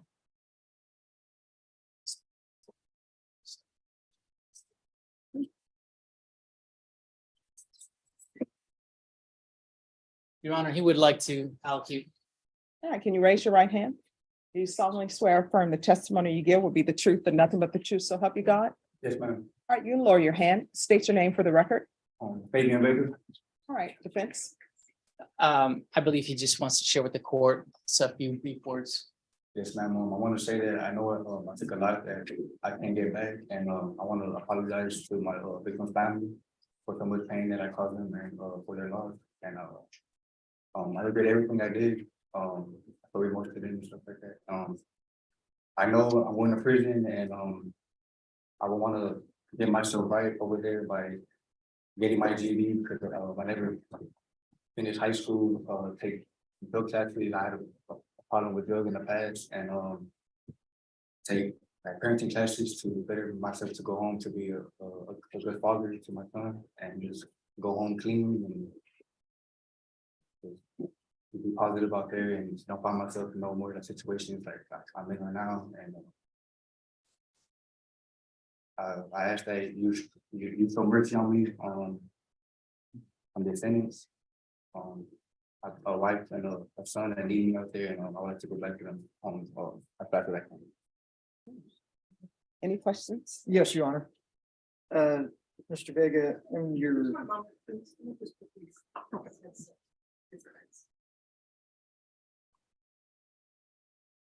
Go ahead. Thank you. Mr. Vega, you stated when you were asked about this incident here, you said that, in here it says, my neighbors told me them where I was, my name, and that I had tattoos. I tried to fight it with self-defense. So are you saying this is self-defense? No, sir. Okay, but so that's wrong in here, is that correct? Yes, sir. Okay, so did you lie in here? No, Excuse me? no, sir. But it says self-defense here. I was in fear of my life at that moment. I've been shot at, but he seemed proud in the past, so it wasn't out of fear, I guess. So do you feel that you had a right to kill that day? No, sir. I felt like I should have handled the situation a lot like different. It was out of fear, I guess, like my reaction. You know, you didn't just, you killed one individual, but then you shot 3 individuals that day. You do realize that, correct? Yes, sir. And that you were shooting into a park, Father Benavides Park. You're aware of that? Yes, sir. And there are people out there that you were randomly shooting at. You're aware of that. Yes, sir. And then you say a witness of yours backed out. Who was the witness? My roommate Caleb. Caleb was willing to testify against you. You do realize that. Yes, sir. So how did he back out? Because he was going to tell the truth? I don't know. No further questions, Your Honor. All right, anything else?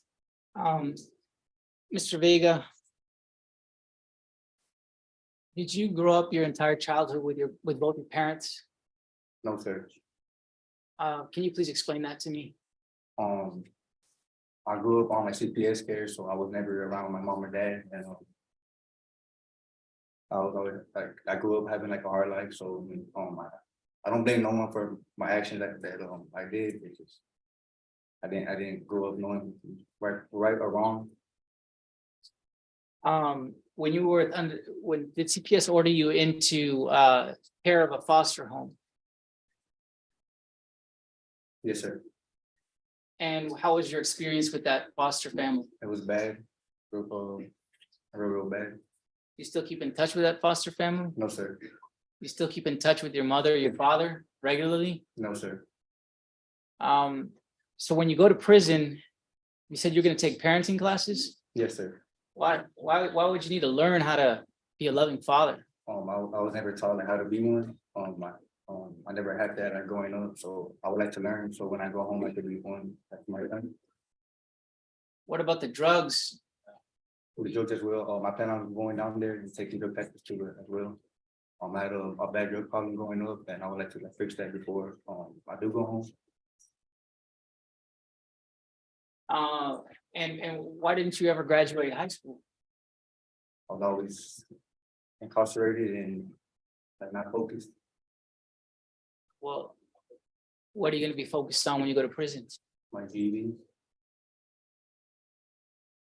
Is it, you're just going to go to prison and they're going to hand you your GED? No, sir. I'm gonna go to class and get my GED.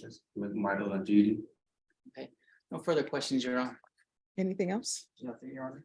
All right, Mr. Vega, why does it take you going to prison for you to wake up and realize that you right what's right from wrong? I don't understand that.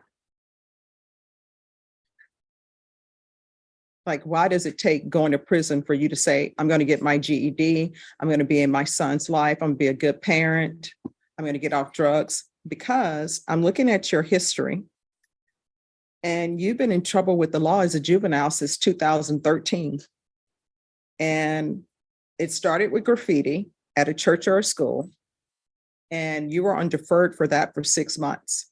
And I know, because I've toured their facilities, I know they give you an opportunity for your GED and for you to do all of that and get your life on track.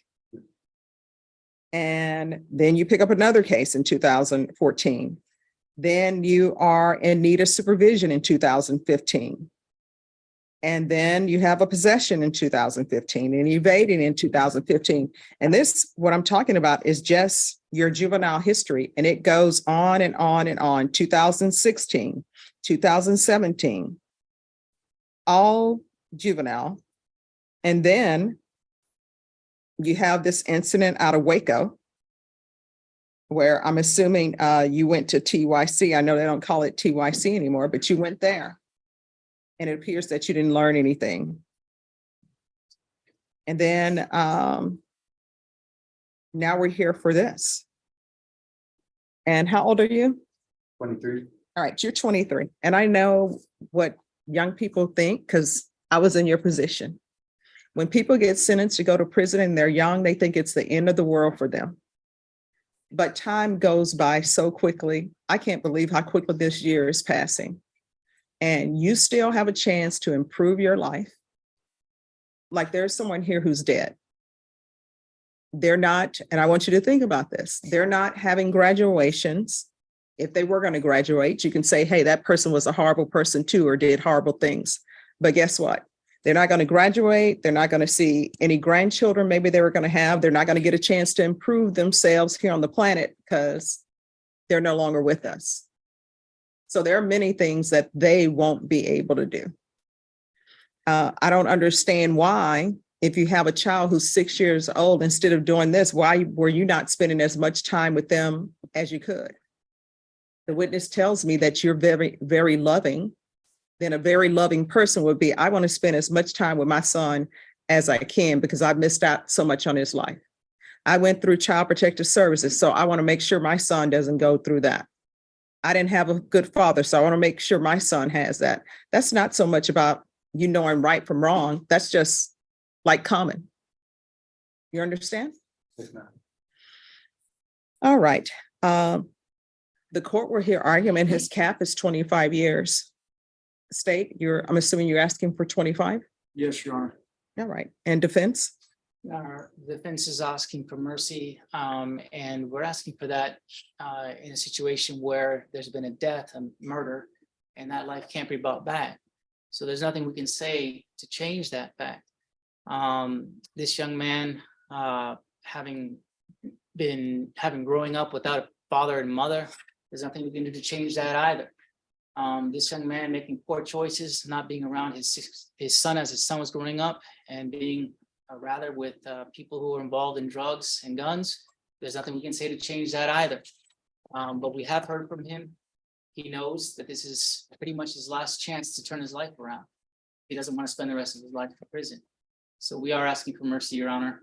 He has explained what his plans and goals are to the court, being get his high school diploma so he can get a decent job out there, and take enough education and courses and therapy so that he's able to break his chains of addiction, Your Honor, and also learn to be a good parent to his son who's out there waiting for him, and his wife, Miss Brenda Torres, to be a good husband to his wife.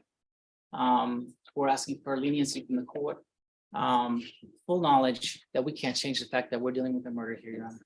All right. And Mr. Vega, I want you to know at some point in time, our actions are our own. We can no longer blame it on the rough childhood we had, because a lot of people had a rough childhood. A lot of people had parents that were not in their lives. Some people had parents who were in their lives and shouldn't have been in their lives. But I do take in consideration when I hear that, because as a defense attorney, I used to always get upset when the state would say, well, this person didn't commit a murder and they had a rough life.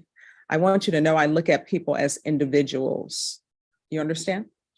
All right. So I'm going to sentence you to 25 years in the prison. There's an affirmative finding of deadly weapon. Take in consideration 2020 CR 6409, night mag number 68664 and 674688.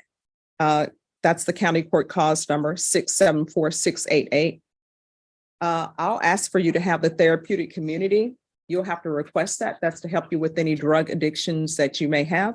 But if you don't request it, they're definitely not going to give it to you. And I can't make them give it to you. I'm going to do a no contact order with Xavier Vega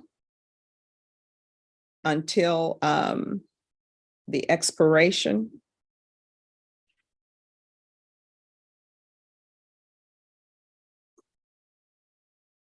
of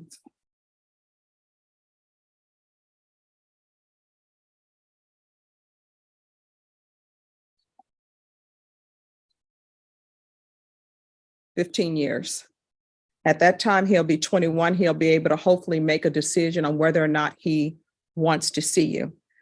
So there'll be no contact with Xavier Vega. Showing you what's entitled Trial Court Certification of Defendant's Rights to Appeal. Did you review that with your attorney? Did you understand it? And did you sign it? Yes, ma'am. Because this is a plea bargain agreement, because I followed your plea bargain agreement, and because you waived your right to appeal, you do not have the court's permission to appeal. And because this is a felony conviction, you're not allowed to own or possess any weapons or ammunition. If you have a question over what a weapon or ammunition is, you'll need to speak to an attorney. Do you understand? All right. I wish you nothing but the best. Good luck to you. Your Honor, we have a small statement. I'm sorry. There's a statement. Yeah, very brief, very brief. It's very, yes, Yes. it's 3. Maybe excuse me. Yes. Edgewater. Yeah.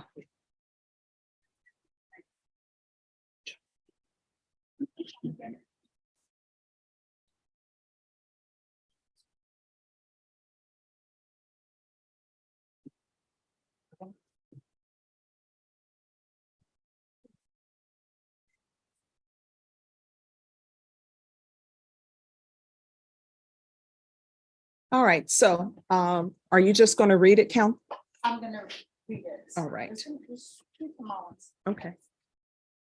This is from Jessica Hernandez. On that day, when you took my nephew's life, you ruined my family forever. You not only took my nephew, but my sister, his mother as well. This has fully impacted my life and the life of my family forever. Your actions that day were purely selfish, and because you decided in your selfishness to pick up a gun and shoot 3 unarmed kids, I am not only without my nephew, but my sister has not been able to cope with what you did, and she suffers from mental illness, and is not the sister I once had. It has taken me 3 years to forgive you, and forgive you I have because I have realized that I am not your judge. Only God can do that, and you will face him one day. That is on you. But for you to be released back into society is something I pray will never happen. The thought of you being free to do this again chills my soul. Words cannot express the emptiness in my heart since my son was taken from me. We ask for justice and the punishment you deserve for this crime. It's ironic that the day after Jesus resurrected is what counts, because his judgment is final. I am at loss for words to truly express what you have taken from me. Jesse was not only my son, a part of me, but Jesse was my life. You tore a huge part out of my heart. I died that day too. You may not have cared for your actions that day, but those actions will have a consequence today. I hope you just melt in misery for the rest of your life and that it haunts you till no end, because I've lived like this that day, since that day. I have no pity for you or what you thought you should stand for that day. You are not a man. You are now just a SID number. Thank you.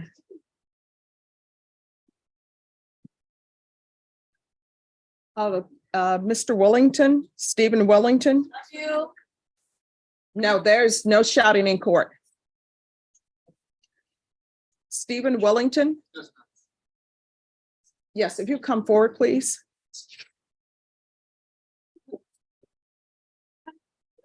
Norma Wellington is being recalled for tomorrow. All right, Mr. Wellington, your case is being recalled for tomorrow. So Ms. Ferguson will give you a reset form. Thank you for dressing appropriately for court. You're welcome. John Marino. Who's the attorney for John Marino?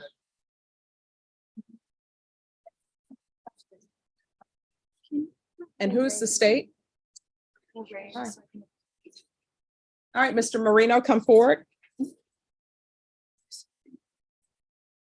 Mr. Marino, make your way through. All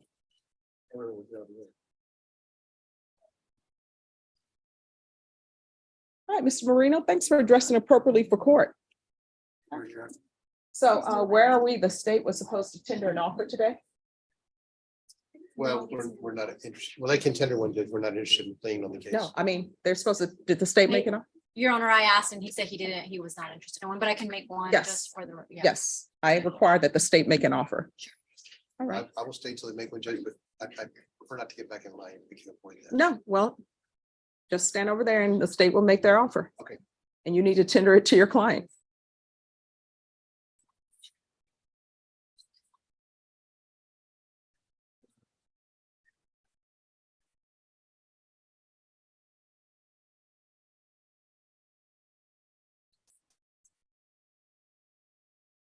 All right, come forward.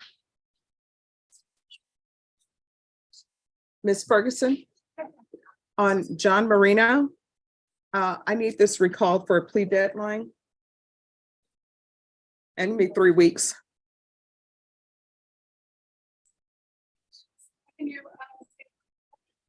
May 1st? All right, and do you have all the discovery? I believe we do, Judge, yes. All right, on May 1st, that's your plea deadline date, and I'm going to need the acknowledgement of discovery done on that date as well. Yes, Your Honor. All right, Ms. Ferguson, we'll give you a reset, then you're excused. Thank you. You're welcome.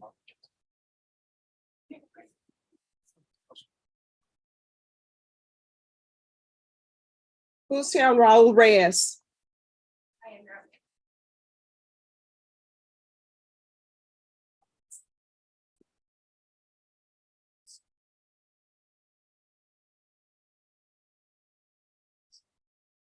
All right, I think you've just been, Oh, yeah, sure. have you just been placed on this case, I think? Yes, Your Honor, I just inherited it from Richard Garcia. Okay. So this is first trial setting for me as his attorney, but I know that he's had a couple before. He is requesting a jury trial. As far as I can tell in what I've reviewed of the discovery so far, I'm currently just missing the end. I would like to see the NCICs of some of the witnesses. And they're working on having their investigator get those to me. And he's requesting a jury trial at this All time. right, was an offer tendered to him? Yes, there's an offer tendered. We have countered, they are going to consider it and talk to their complainant and the family, but Right. he's rejected the current offer. All right, when are you going to talk to the family?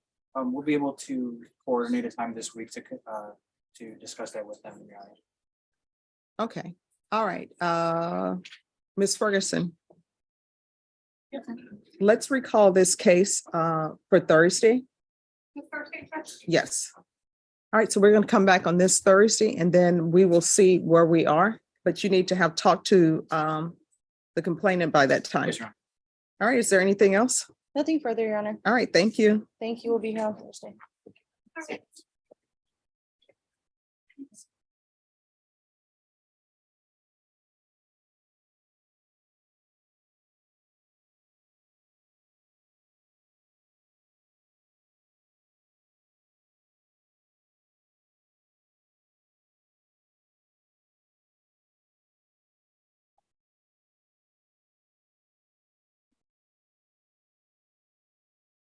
All right, Michael Kilgore.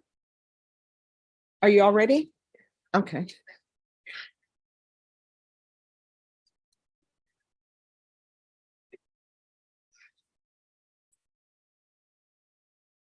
All right, court is calling 2022 CR 6781, State of Texas versus Michael Kilgore. Can I have parties announced for the record for the state, Ruben Herrera for the state. for the defense? Adeline Silver. All right, and are you Mr. Kilgore? Yes, ma'am. Defense has filed a motion to reduce bond. And this cause number bond is currently set at $75,000. The defense is asking that it be reduced to $30,000. State, are you in agreement? We are not, Your Honor. We object to the reduction. All right, any witnesses from either side? Your Honor, we did speak with the complaining witness who said she would be on Zoom. I'm not sure if she's logged in. All right, she hasn't logged in yet. So as soon as that witness logs in, then we'll take up the matter. Sorry. Okay, yeah. I didn't know. Thank you, Judge. You're welcome. If you need to go to another court, we can call you when that person I zooms in. left you best for last, Judge. Oh, okay, thank you. Michael Trevino.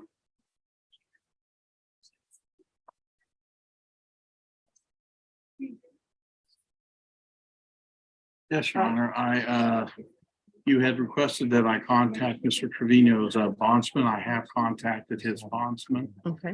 And the information they gave me is pretty much the telephone contact information I already had and Okay. made contacts, but they did give me a telephone number from when he last contacted them last week on Tuesday last week. I did try calling that number and it just, the recorded number, the recording said that that the call cannot be completed as dialed. So, If you want, I can hear this, or either we can recall it for tomorrow. Based upon the nature of the case, if you think you'll be able to get in touch with him, otherwise I'll call it and I'll hear any requests from the state. yes, I believe this is a first trial setting. Your Honor. Yes. Yes, we can recall for tomorrow if that would please the court. Well, I mean, it's, if you would like it recalled for tomorrow. Yes, to give me a chance to maybe get hold of him. Any objections to that, state? Your Honor. All right, Ms. Ferguson, we're going to recall Michael Trevino for tomorrow. All right, I'll note that he's not present today. Thank you, Your Honor. All right, thank you.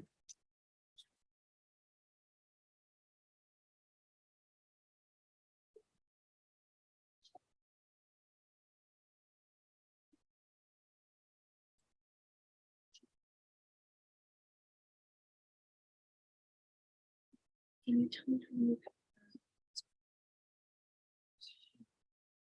These are 200, this 29 injuries, 21 since.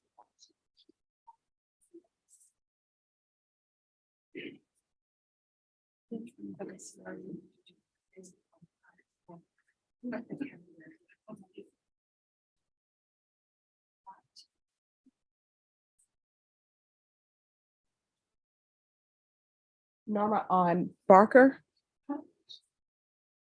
Since they're picking a jury. And they haven't received the plea paperwork, I'm just gonna let's just recall that for tomorrow and hopefully they can have all the plea paperwork done. And let defense counsel know that we'll take that up first thing tomorrow.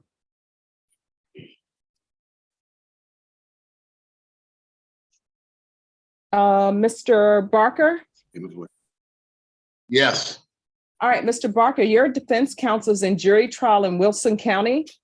And I know they're working on getting the paperwork to you. So what we're going to do is we're going to recall this for tomorrow. And then you'll log in at 9 a.m. and we'll take your case up first thing, okay? Okay, sounds good. Thank you. All right, thank you.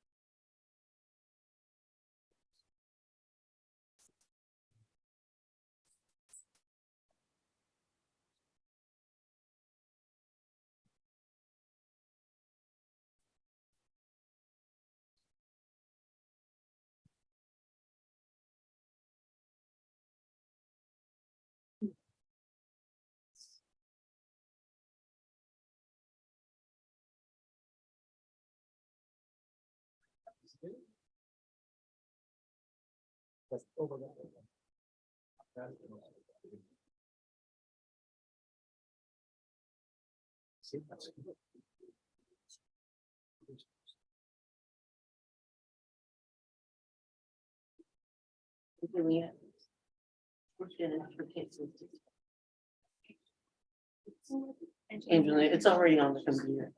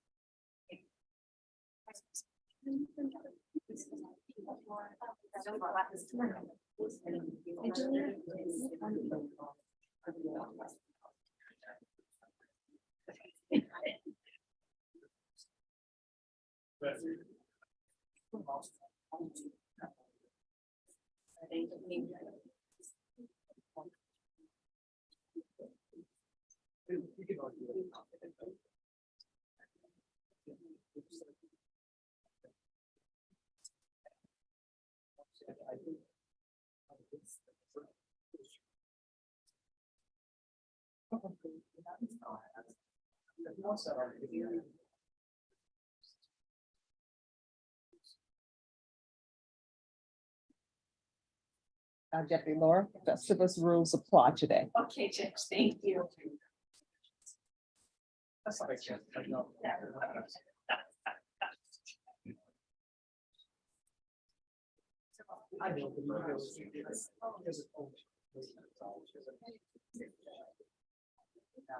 And Ms. Ferguson, is Stacy Cross still on Johnny Webb? Yeah, she came in. She got back. Okay. I don't think he's here. No, he's here. He answered, didn't he? Oh, he did not. All right, let me see the files on that, please. Hi, Ms. Cross, is your client here, Johnny Webb? Judge, now I'm trying to find out where he is. All right.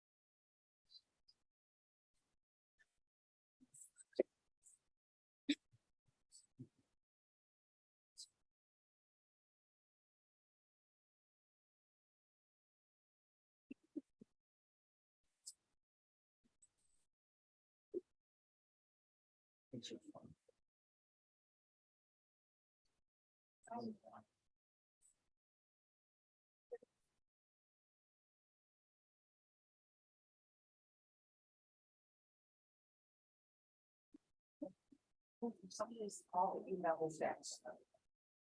My email says there are too many people using the email. So it won't allow me to use.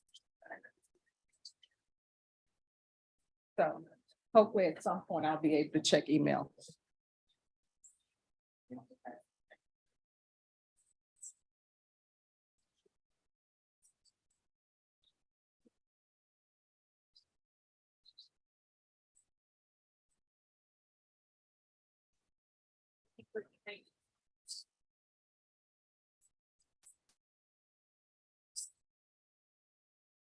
Yeah.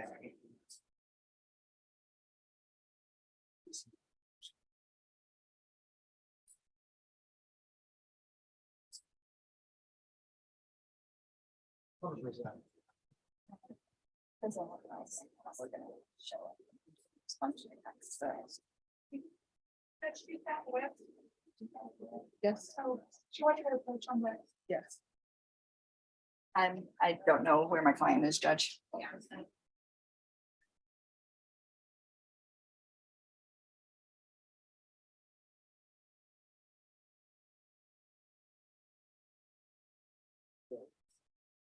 All right, he's been in court before. Yeah, this was just a recall for a plea deadline for today, so he was in court like a week and a half, 2 weeks ago. Okay. All right, can I have someone on the state, please? Court is calling 2000. All right, court is calling 2023 CR 0220 and 2023 CR 0549, State of Texas versus Johnny Joe Webb. Can I have parties announced for the record for the state? Daniel Escobar for the state of Texas. Stacy Kratz on behalf of Johnny Webb. All right, this hearing was scheduled at 9 a.m. It is now 11:33 a.m. Your client did not answer the docket. Deputy Laura, did you make an announcement? Yes, Your Honor, I did, and there was no answer. All right, defense. My client hasn't shown up, Judge. I don't really have anything more to say than that. All right, is he on a commercial bond? What? Is he on a commercial bond? I'm not sure. I know he's indigent because I'm court appointed, but I don't know if he is on a commercial bond or if you're bond. Yes. Have you had a chance to contact the bondsman? I made no attempt. I have had good contact with my client. Historically, I have a good number for him and everything. So no, I haven't attempted to reach out to the bondsman. All right, state. Your Honor, state would ask for a bond forfeiture. All right, that will be granted. Your client will be remanded without bond. If your client makes an appearance, then the court will reconsider. Thank you, Judge. You're welcome. Stacy Kratz, Rause. You want my phone number? My excuse, Judge? Yes. Thank you.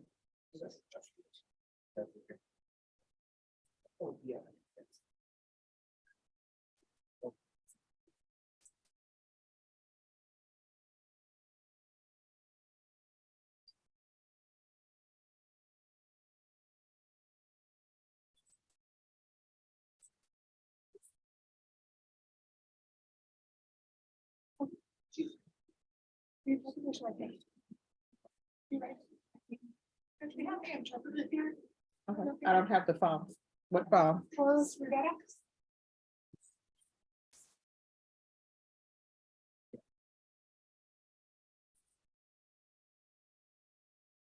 Oh, thank you.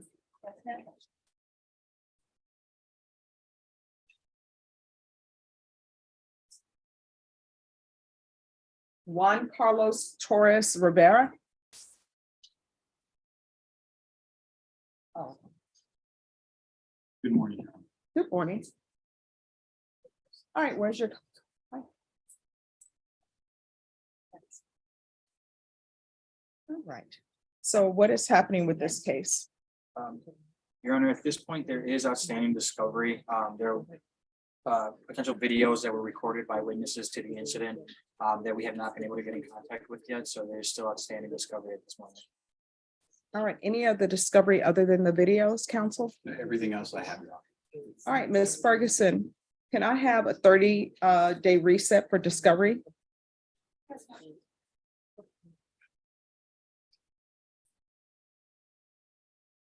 You can do May 11th. All right, we'll come back on May 11th. Thank you. All right, thank you. Maybe excuse- Yes, May I be excused? please? yes, thank you. Torres. All right, Ms. Ferguson, you call Robert Mauer. Yes, I'll do that right now. Angelina?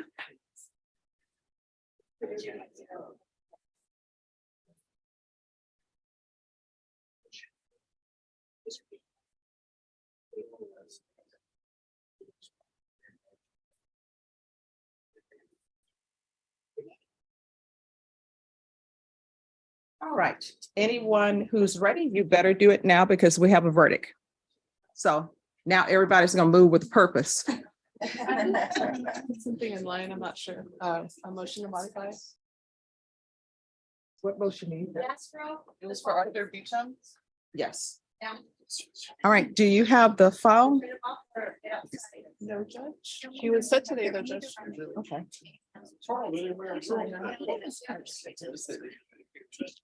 All right. Have you had a chance to confer with the state? I've been about this. I'll let you know. All right, and your client is on bond? All right, so. Are you gonna have witnesses? Just one. All right, so I'll take this up after we get the verdict. Your Honor, I'm Kilgore. I believe the complaining witness should have walked out. Yes, she's here and I will take that up after we do the verdict in this case.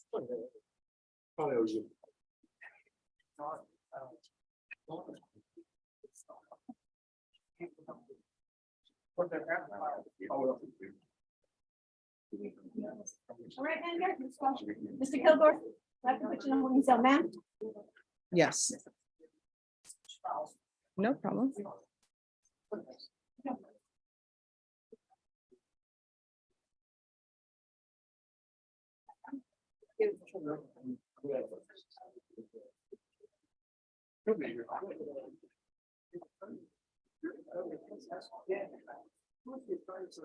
Stacy Cross. Stacy Cross. Hey, that's why I got here. Yeah. All right, you might want to look into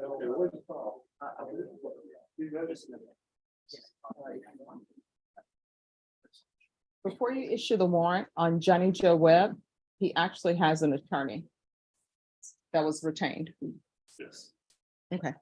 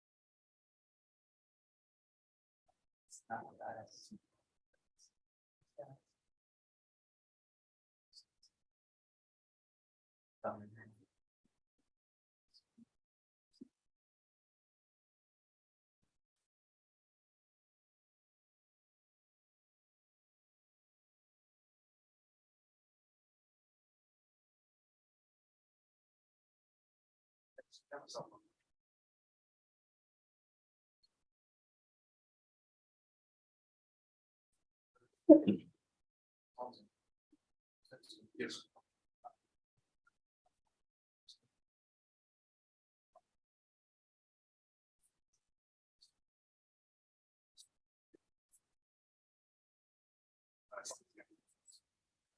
You had them go out, what, at 10:15?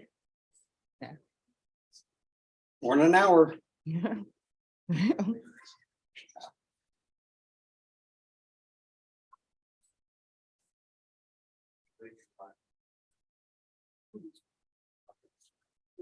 Oh, and counsel, I'll talk to you about these afterwards. I don't know if they're the same or they're different. He said separate.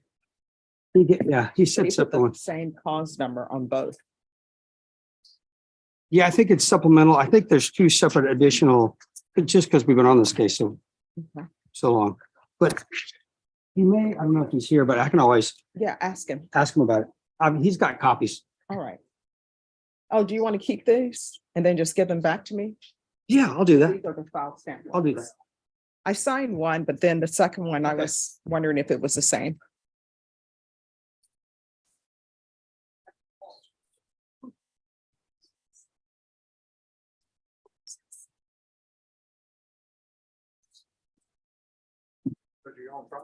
Yes.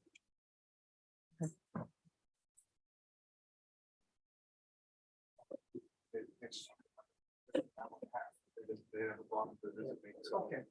I'm a little fed up with the jail right now. Imagine trying to deal with that. So just let me know. It's anxious. Well, it's on my radar. I've got about 3 other murder cases, so.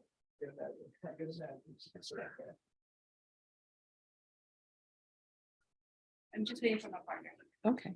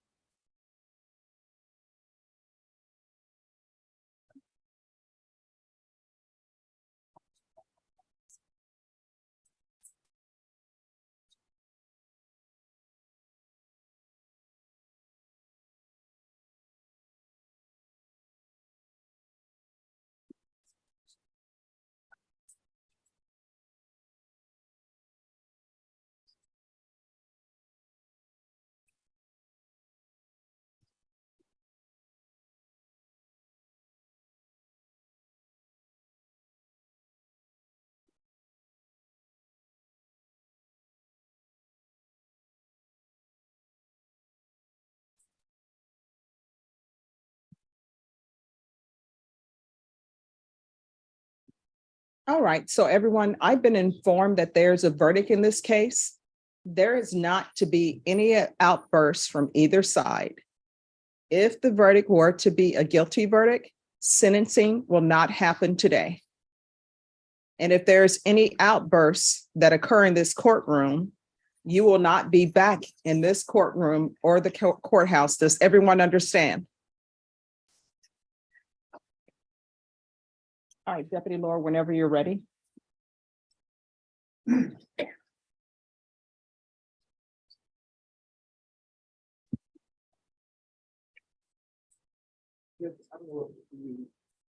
juror, I guess the alternate's out in the hallway. She can come in. Would you want me to let her know? Yes, she can come in.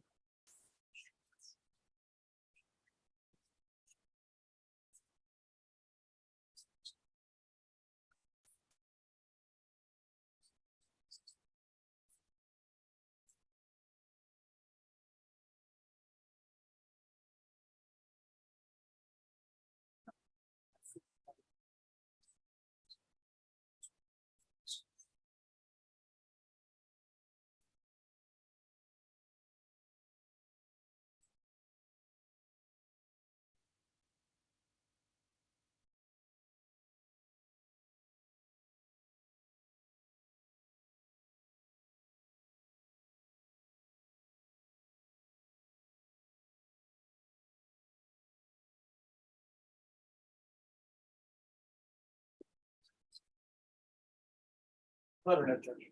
All right, thank you.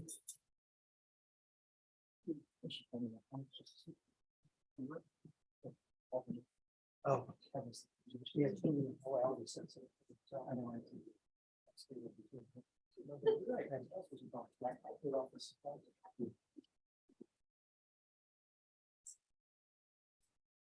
All right, we're back on the record in 2019 CR 10921, State of Texas versus Brandon Guzman. Could I have announcements for the record for the state? State is Jason Garahan and Daniel Escobar. Defense? Robert Mauer for defendant, Your Honor. And are you Mr. Guzman? All right, Deputy Laura has informed the court that there is a verdict. So we're waiting for her to bring the jurors in, then the court will take the verdict. Oh, that's fine. Yes. We're ready. All right, for the jury.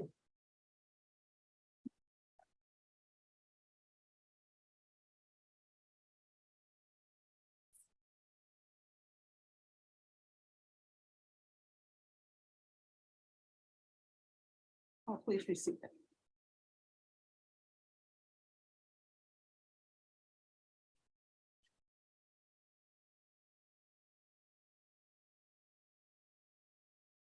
All right, everyone, please be seated. All right, ladies and gentlemen, it's the court's understanding that you've reached a verdict. Is that correct? And the court has been informed that that verdict is unanimous. Is that correct? All right, Deputy Laura, if you would hand me the verdict, please. Thank you.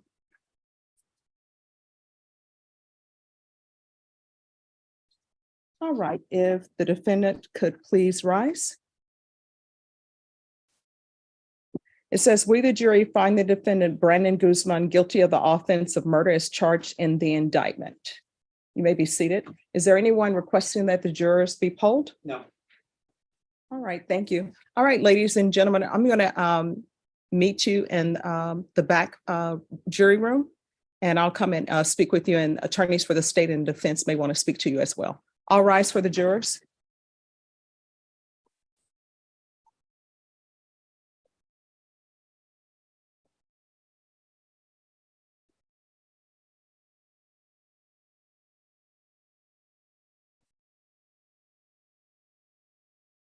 All right, everyone, please be seated.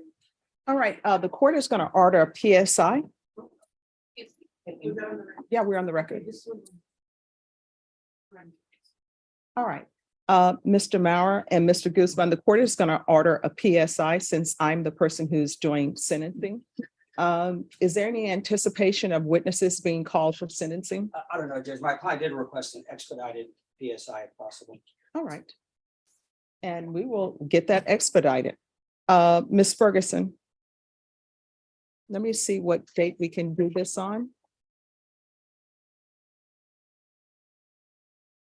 Can we do this the beginning of May? And if for some reason we're not able to get that at that time, then we will move it. Is there any objection to the court calling to see if I can have this expedited? No, not at all. All right. So I'm looking at the week of, let's try the week of May 1st. It may turn out it being the week of May 8th, but let's just try the week of May 1st. All right, so we'll be back on May 4th. Mr. Guzman, is for any reason we can't do it on May 4th, I'll let your counsel know. All right, thank you.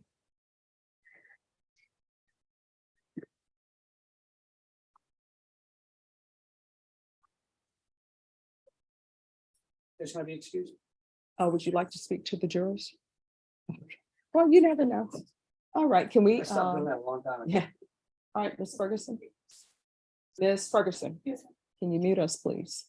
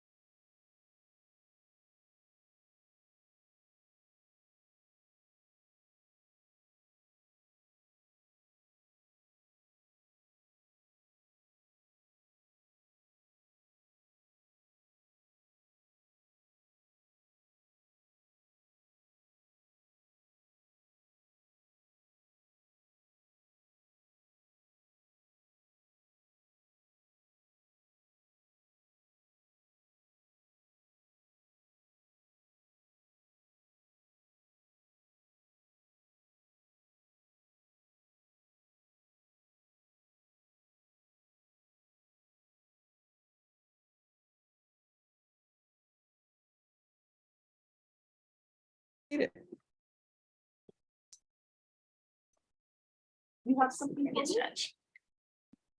Thank you, ma'am. You're welcome. So how are you doing this morning? I'm good. It's definitely a Monday today. Oh, gosh, but you know what? For some reason, I don't know why it doesn't feel like a Monday. Oh, it's been a Monday overload for me today, so. Thank you, Judge. Oh, you're welcome.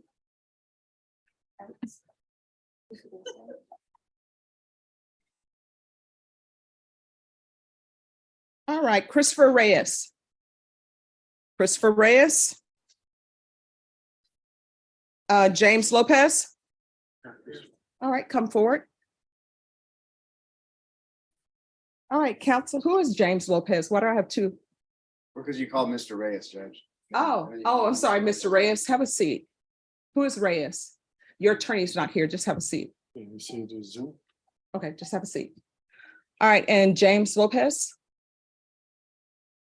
So just while we were waiting on the verdict, I was conferring with Jason Garahan. Yes. about it. He made me an offer today. Mr. Lopez would like a little time to think about it and discuss it before he decides whether to accept or reject.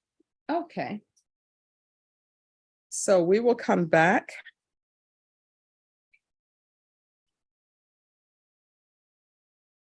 All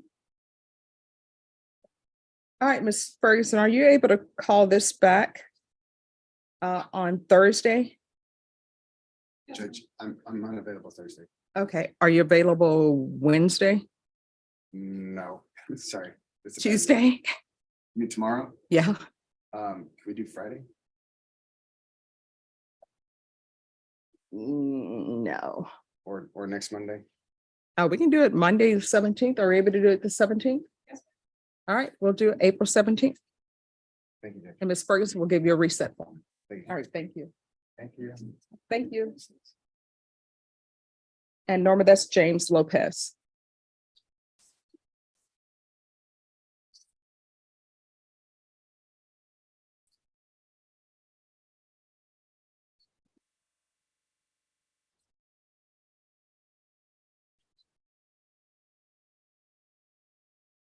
And Norma, that will be a plea deadline.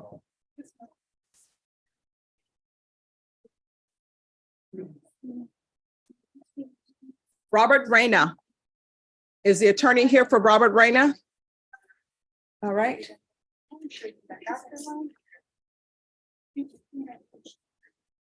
Okay, I'm just, like, well, I can see that's fine. All right. Court is calling 2022 CR 5519, State of Texas versus Robert Reyna. We're going to have parties announced for the record for the state. Yes, it's a DWI.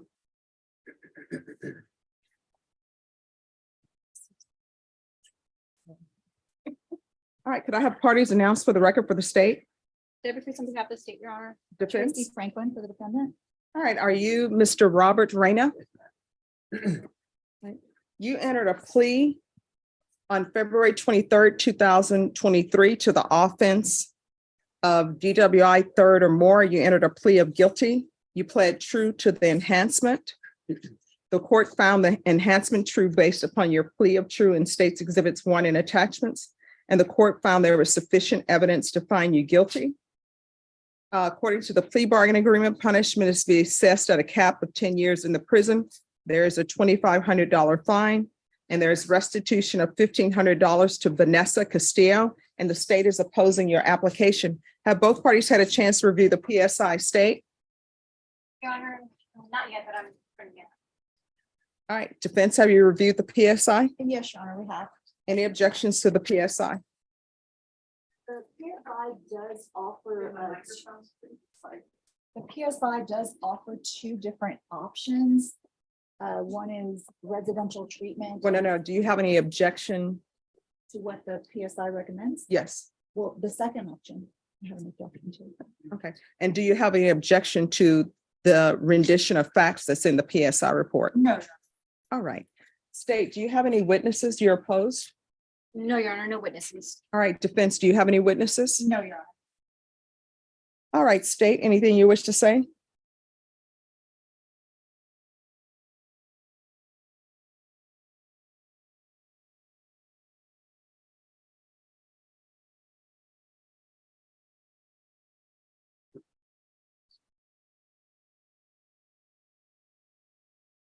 Remember 1 second. Sure.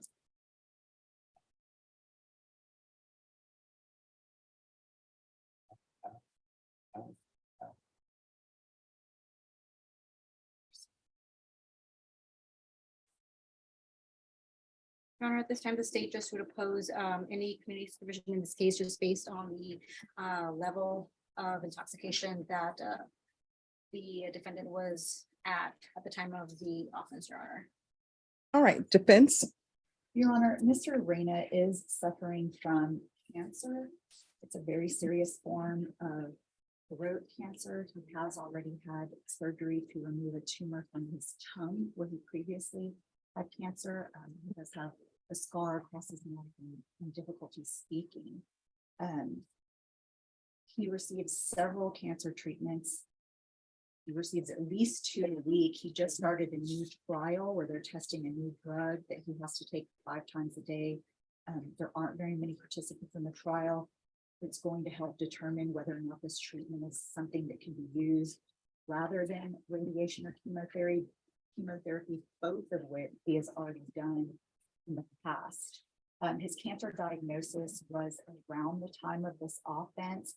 He has admitted his guilt. He does believe that he made a mistake and knows that it's not an excuse to drink because he's diagnosed with cancer. All right, did you inform the state of his cancer diagnosis Yes, and his treatments? And I gave them the paperwork proving the diagnosis.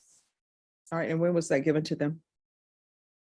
A long time ago, the first appearance that I made for him, I gave paperwork for Mr. Jorgens and Mr. Escobar. All right, do you want to step back and discuss that with the state because Mr. Jorgens is now prosecutor in another county? It was Mr. Garahan that gave the offer though. All right, okay. All right, are the parties here on Jennifer Hernandez? Update from the court, Judge. Yes. We did receive an amended offer, which we like to accept, so we do have the paperwork completed. Okay, as soon as she's sworn in, the court will take that up. Appreciate it, Judge. You're welcome. Ms. Ferguson on Christopher Anthony, can you have the MAC come down, please? Abel Ornelas. Is the attorney here for Abel Ornelas? All right, and then Celine Bareed. He's here for Ornelas. Oh, are you here for Ornelas? Yes, Joe. All right, what is happening with this case?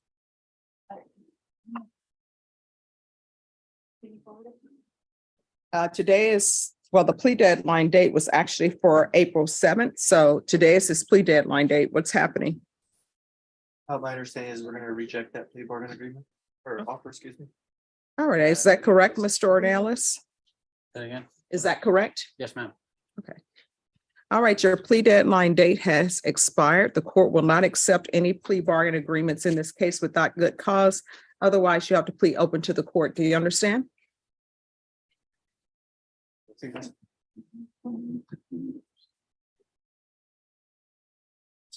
Yes, understand.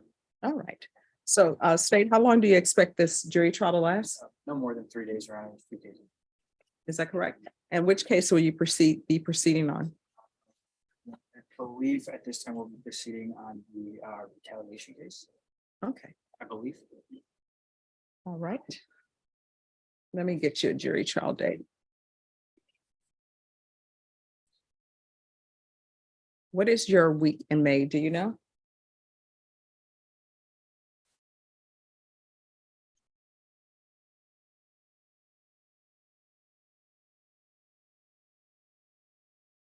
It's the week of May 9th. All right.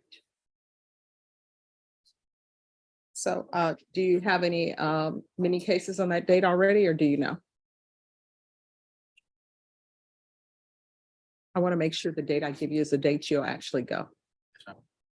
Looks like that day's pretty full. We also go May 23rd, and that looks like a better date.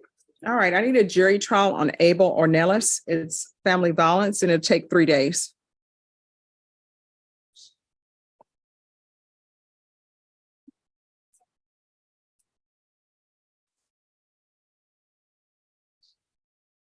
I still can't open my emails. That's let me. Problems everywhere. Mhm.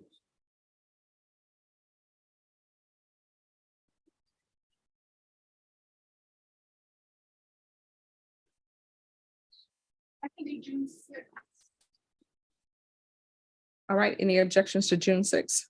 No objections.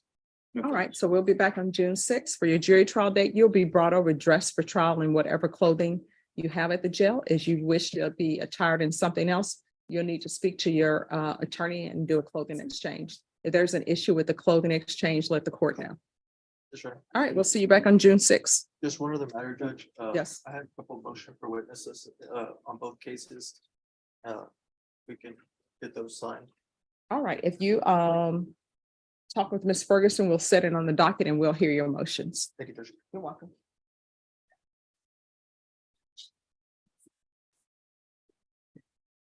All right, and Celine Barrett.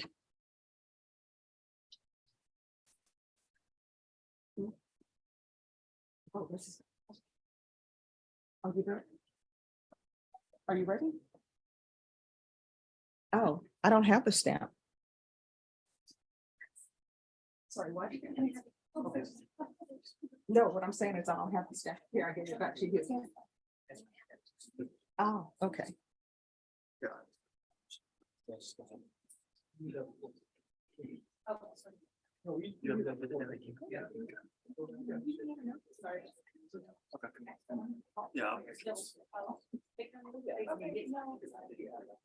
All right, you should have Jennifer Hernandez. Yeah, sure, no problem.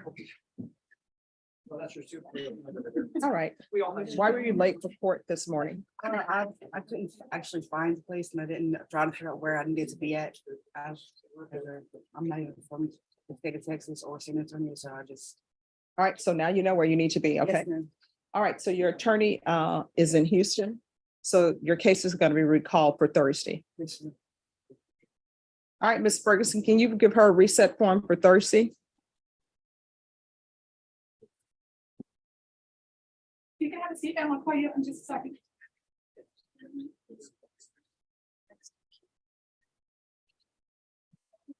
I have my other guy. Okay, yes. It's.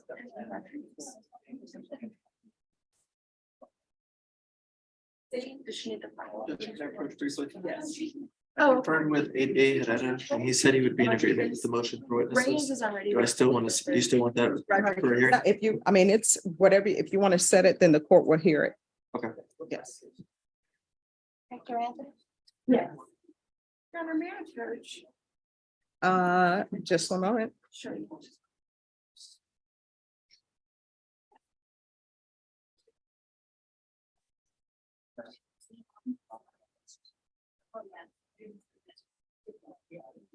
Yes.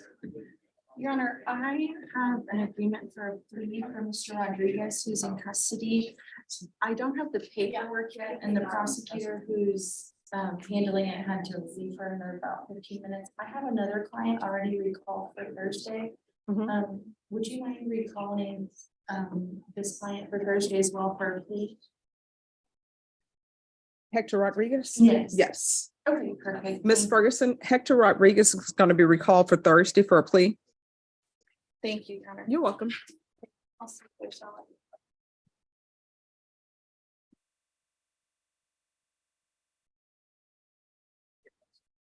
Are the parties ready on Hickman? Why is that still just floating around here?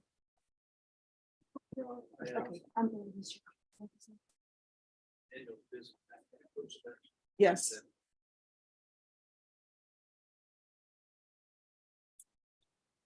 This is the case. Oh, okay, let me see. I want to keep this also. It's first part for record. All right, can I see the file on Hickman, please?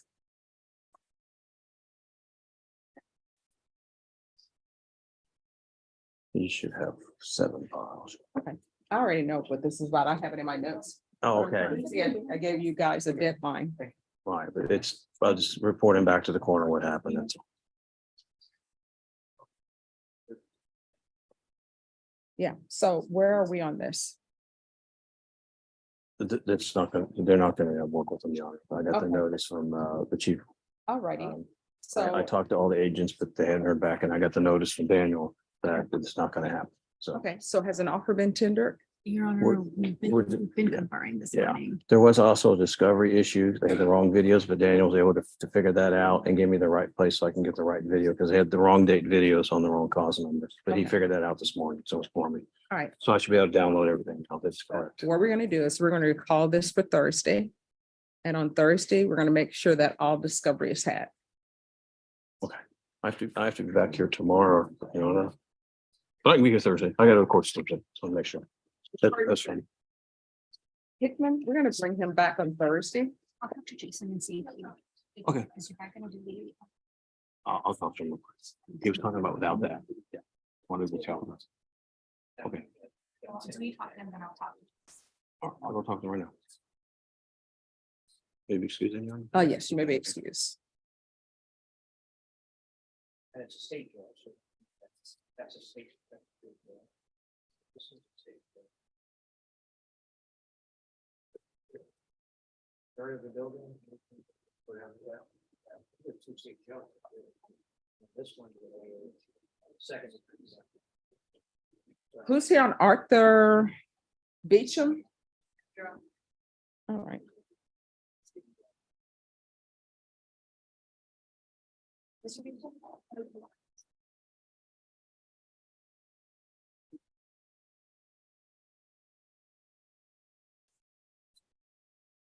All right, so I think we're still waiting on the evaluation, is that correct? Your Honor, the evaluation has come back. My client's been found incompetent and unlikely to be restored. We were set in Judge Carruthers' court on April 20th Okay, to discuss how the state is going to proceed from that point, Judge. okay. We do have a motion to modify on file regarding my client's GPS minder, Your Honor. And we're asking if you would give us a few moments to hear us out on that matter. Judge. All right. All right, let me ask you this before I hear this motion. Who is the prosecutor in this court who's working on this? It was Jason, Judge. Jason. I was talking to Daniel Escobar this morning. All right, is it Jason Jorgens or Jason Gareham? Jason Jorgens, Judge. All right, so what we're gonna do is I'm gonna reset this. And I'll be able to hear your motion then. What days, Your Honor? Let me see.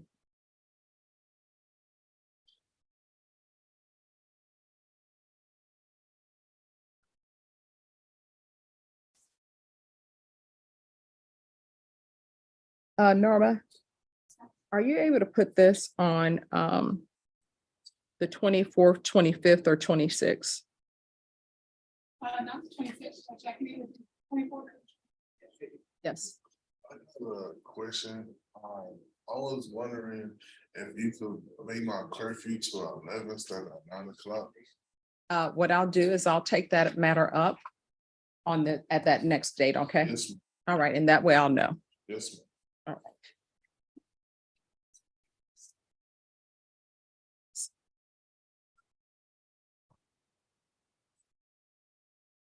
Yeah.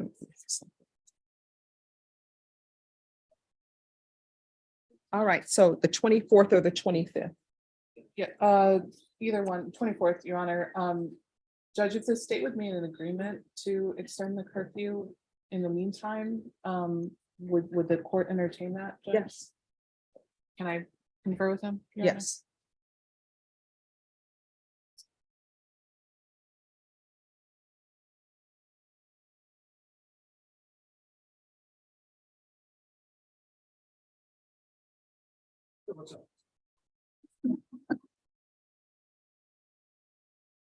All right, and then Sydney Peterson will recall it for tomorrow. Is he in custody?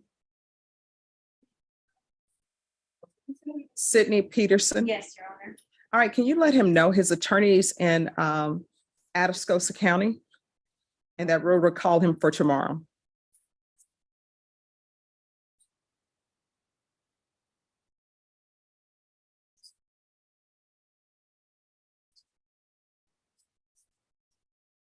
All right, and Christopher Anthony? Mr. Buck is on too. Okay, and Christopher Anthony? What date are we bringing him back? I'm waiting for Max to come in. Okay, all right, Mr. Anthony, just have a seat. We're gonna see about getting you another attorney, okay? Have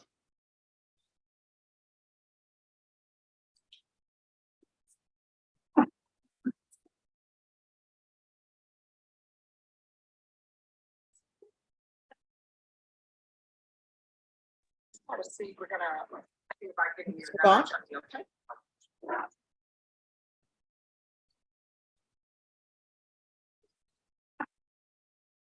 All right, we'll wait till you're stationary, Mr. Bach. You're on mute. We'll wait till you're stationary.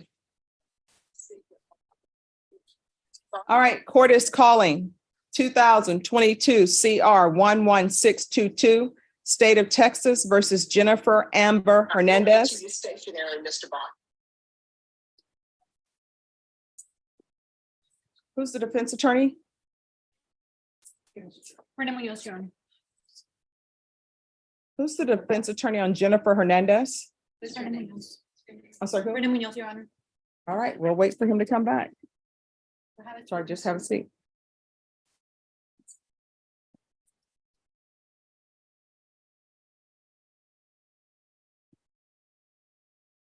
All right, Mr. Blanco, are you ready?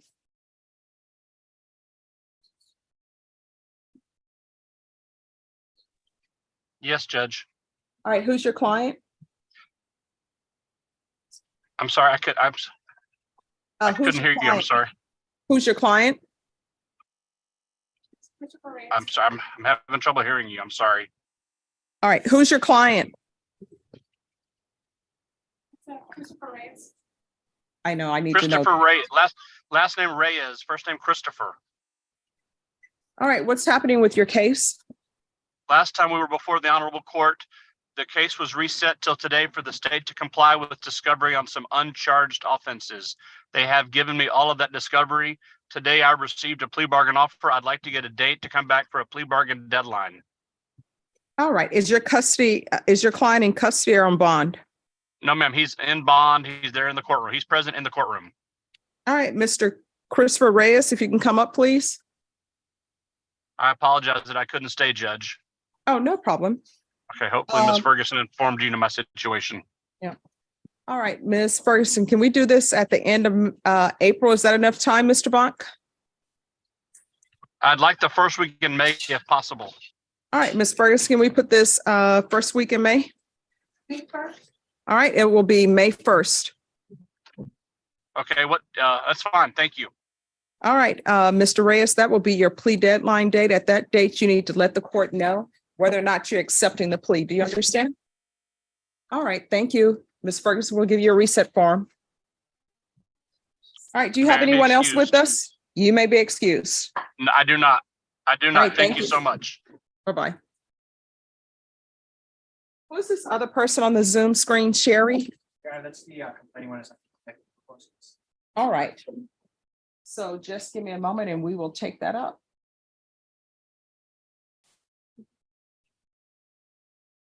All right, Kilgore.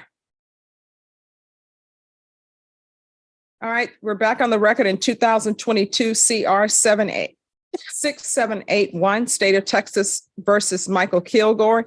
Can our parties announce for the record for the state? Ruben Herrera for the state. Defense? I'm Ellie Silver for the defense. Are you Mr. Kilgore? Yes, ma'am. All right, the defense has requested a reduction in the bond amount. State, have you had a chance to review that with your client? I'm sorry, State, have you had a chance to review that? Yes, ma'am. State, are you in objection? We are, yeah. All right, any witnesses from the defense? No witnesses for the defense. State, any witnesses? We just asked to call Ms. Sherry Garman briefly, Your Honor. All right, Ms. Garman, can you raise your right hand for me, please? Do you solemnly swear or affirm the testimony you give will be the truth and nothing but the truth, so help you God? Yes, ma'am. All right, you can lower your hand. If you'll state your name for the record and spell it, please.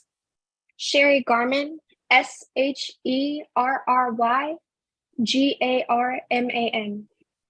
All right, state. Thank you. Ms. Garman, you are the complaining witness in this case. Is that correct? Yes. Yes, sir. And you initiated the charges against Mr. Kilgore? Yes, sir. And are you aware of Mr. Kilgore's motion to reduce his bond amount? Yes, I am. And what is your position as to that reduction? Do you agree with it or are you against it? I've really been thinking about it, and I do believe that everybody changes and that everybody should get a second chance. I am not against it. I just hope that you guys would look into it to make sure that it doesn't happen to anybody and that he is okay and that he's going to get out and do better with himself and not just go back to doing what he was doing. I would have no objection to it if he's just going to do better with himself. And Ms. Garman, if Mr. Kilgore's bond amount were to be reduced and he's released from custody, would you feel safe? I would like a no contact order and a protection order if I could get one of those, because honestly, I wouldn't feel super secure and super safe, but I wouldn't feel super unsafe because I am in a different location. Nothing further, Your Honor. All right, any questions? Yes, Your Honor, briefly, Ms. Sherry, where are you located currently? What city? I'm located. Just 1 second.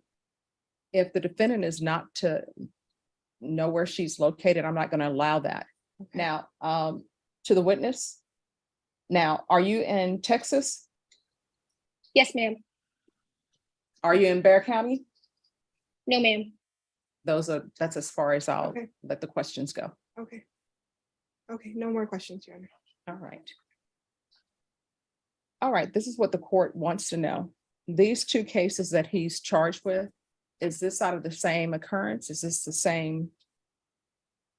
No, Your Honor, the assault was filed at large. The CTD case was picked it up when he was picked up by the covert officers. Okay.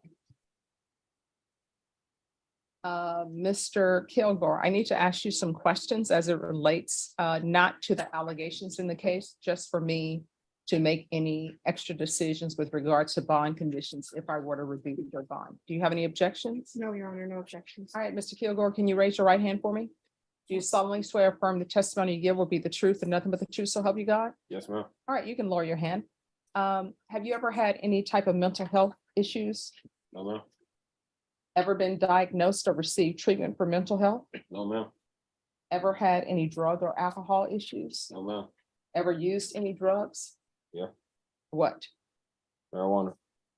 All right, when's the last time you used marijuana? Before being taken into custody? 4 Yes. April. And how often were you using? A lot. Okay. Do you have any children? 6, What are their ages? 7, 6. I got a 4-year-old, a 3-year-old, a 2.5-year-old right now. Okay, that only gives me 5 children. Yeah, my other daughter passed. So. Okay, I'm sorry to hear that. All right, any other questions as it relates to any conditions? No, Your Honor. All right. State, what are you asking for a bond amount? It's currently at 75,000. Your Honor, if the court was inclined to reduce the bond amount, we ask it to be set at 50,000. All right, defense, what are you requesting? We're asking for 30,000, what's stated in the motion, due to the incarceration period of 11 months. That is what the family believes that they can afford. All right, the court will set your bond at $40,000. There's to be full GPS, waive fees. If later it's determined that he has an employment, the court will consider partial. I'm going to ask for random UAs, waive fees. I'm going to ask for outpatient treatment.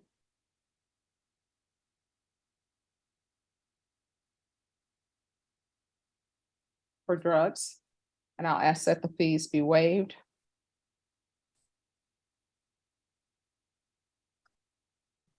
And there should be no contact. And I'm sorry, is your last name Guzman? It's Garman. Garman, how do you spell that, please? Garman. All right, and there should be no contact with Sherry Garman. All right, Mr. Kilgore, do you understand what no contact means? Yes, ma'am. All right, that means that you are not to call her. That means that you don't write her letters. That means that you do not reach out to her on Facebook or any type of social media. That means that you do not contact third parties to contact her. Do you understand? Yes, ma'am. If you do any of those things, it will be considered a violation of your bond if it's proven. Do you understand? Yes, ma'am. Okay, all right. We'll be back on April 25th with regards to the phone issues. Thank you, Your Honor. All right, thank you. Thank you. You're welcome. Thank you. Thanks for your patience.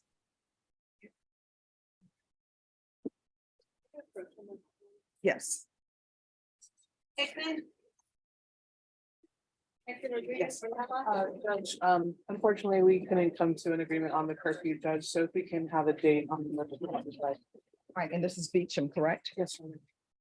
All right, so we can do it on the 24th. Are you okay with April 24th? Yes, Your Honor. All right, so we'll be back on April 24th, Thank you, Judge. and that'll be at 9 a.m. Am I fine tonight, excuse? After you sign the reset form.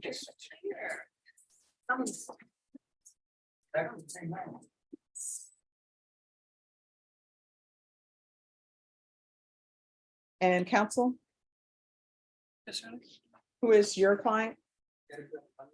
All right, let's call Jennifer Hernandez up, please.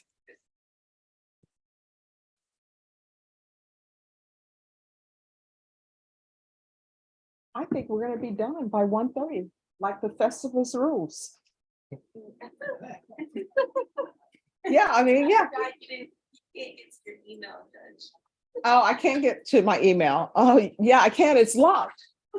All right. Court is calling 2022 CR 11622 State of Texas versus Jennifer Amber Hernandez. That party is announced for the record for the state. Debbie Cruz on behalf of the state, Your Honor. Defense. Renee Munoz on behalf of Jennifer Hernandez. Are you Ms. Hernandez? Counsel, I'm showing you the discovery acknowledgement. Have you received all the discovery and did you review it with your client? That's correct, Judge, and I have. Court will find that the state is in compliance with discovery. Ms. Hernandez, I'm showing you what's entitled application for deferred adjudication or community supervision. Did you review that with your attorney? Did you understand it? Did you sign it? Yes, ma'am. Next, I'm showing you what's entitled true bill of indictment. Did you review that with your attorney? Did you understand it? And did you sign it? Yes, ma'am. I'm sorry, you wouldn't have signed that. Did you review the indictment? It's long already. Did you review that indictment with your attorney? Yes, ma'am. Counsel, do you waive the reading of the indictment? Yes, Your Honor, please. State, are you proceeding on the indictment as presented? We are, Your Honor.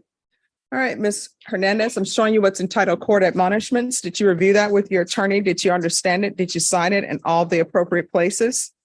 Yes, ma'am. Did you understand you're charged with unauthorized use of a vehicle? That's a state jail felony. The range of punishment is anywhere from 180 days up to 2 years in the state jail facility and up to a $10,000 fine. Did you understand? Yes, ma'am. If you have a plea bargain agreement with the state, the court does not have to follow your plea.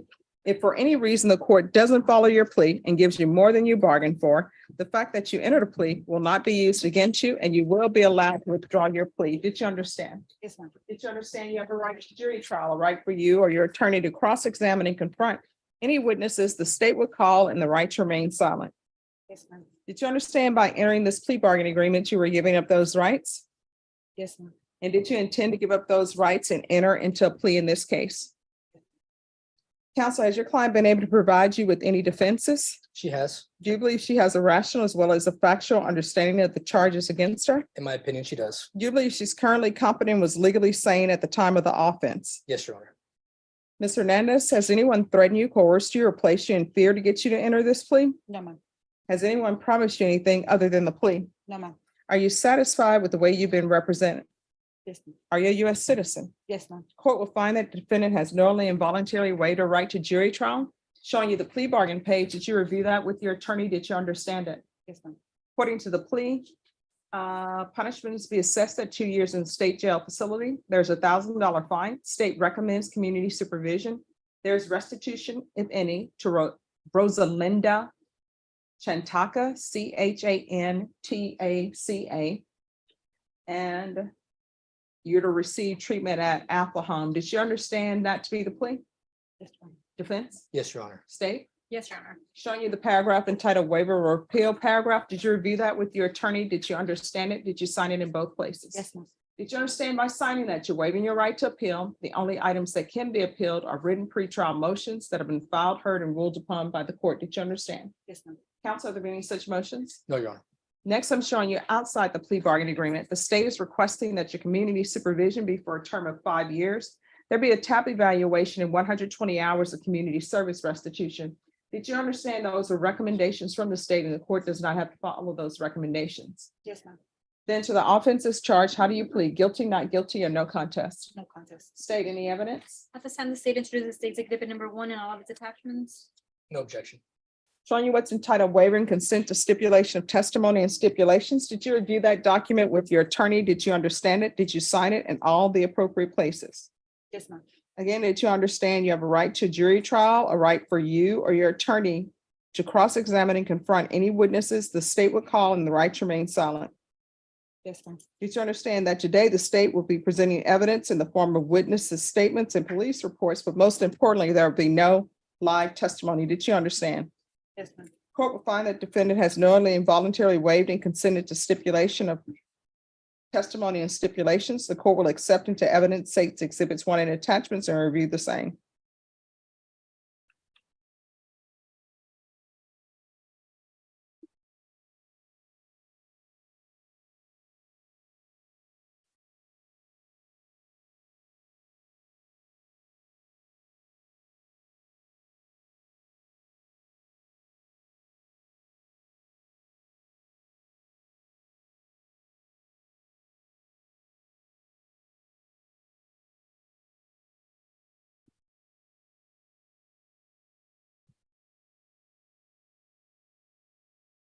All right.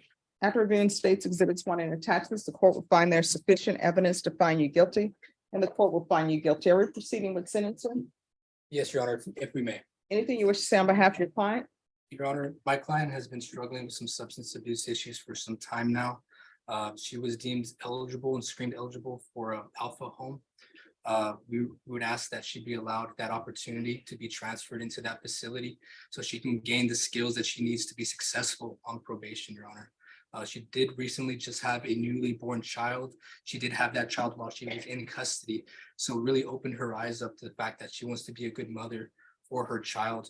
And she does, and she wants treatment. She wants to work on herself so she can provide a better life, not only for herself, but for her child as well. All right. How many children do you have? I'm sorry, what are their ages? 5, 3. 5, 3, 2, and my neighbor. All right. Where are your children? My grandmother has.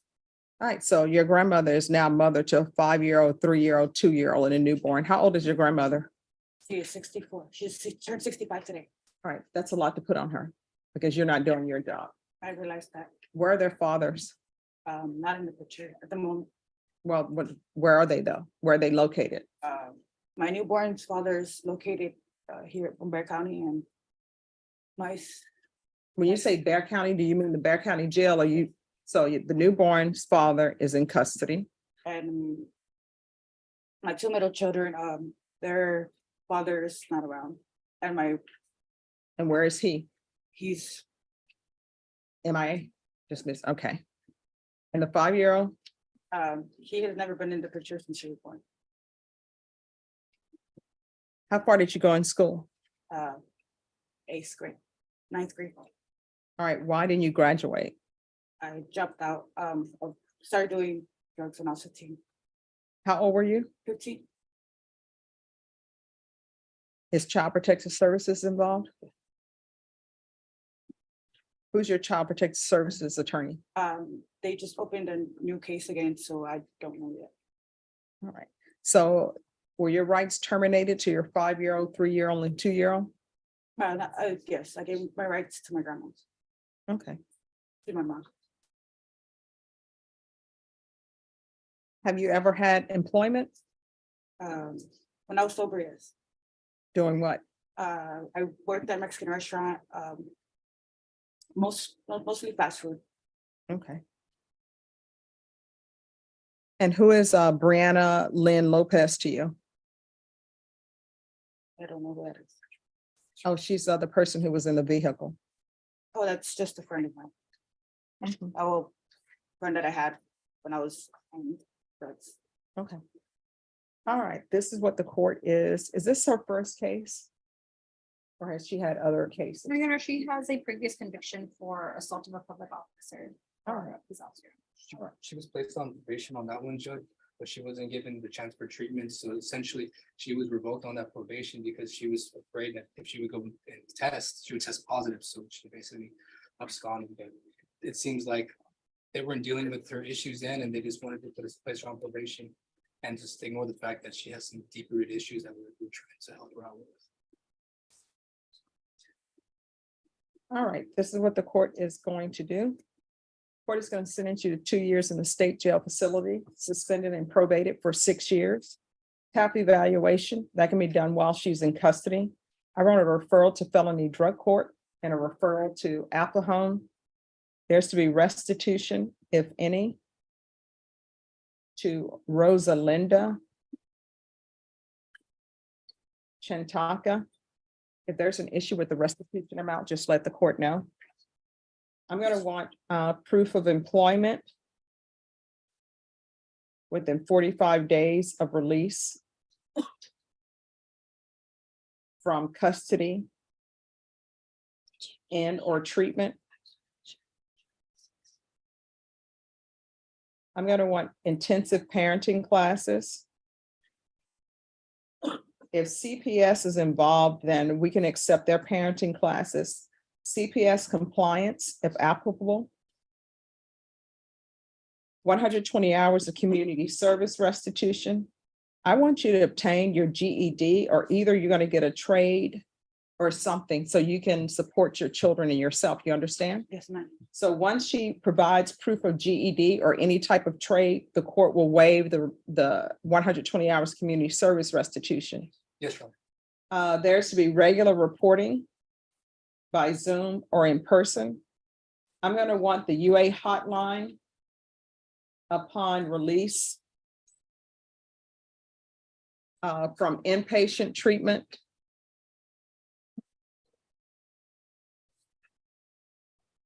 I'm going to want field visits 1 time per month. In probation, those field visits can count as her reporting.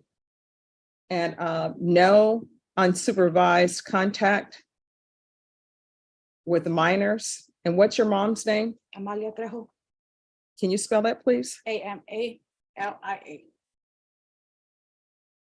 What's the first name? That's her first name, her last name's TREJO. All right, and you're not allowed to reside with your mom. And let me just tell you why I'm doing that. 1, because there are minors in the house and you need to get your drug situation under control. But 2, if Child Protective Services place that newborn with her, they're placing those children with her because she's supposed to protect them. And part of protecting them is not allowing you around them unless CPS allows for visitation. You understand? Yes, ma'am. So the defendant is not allowed to reside with Amelia Trejo. There is to be no, proof of employment within 30 days of release, either from inpatient treatment or custody. There's to be no employment as a home health care provider or minors. And when I say no unsupervised contact with minors, I know how it works when people have CPS cases. They end up getting somebody else who's in CPS care, and that person says, oh, I need you to babysit my children. You are not allowed to babysit anybody's children. Do you understand? Yes.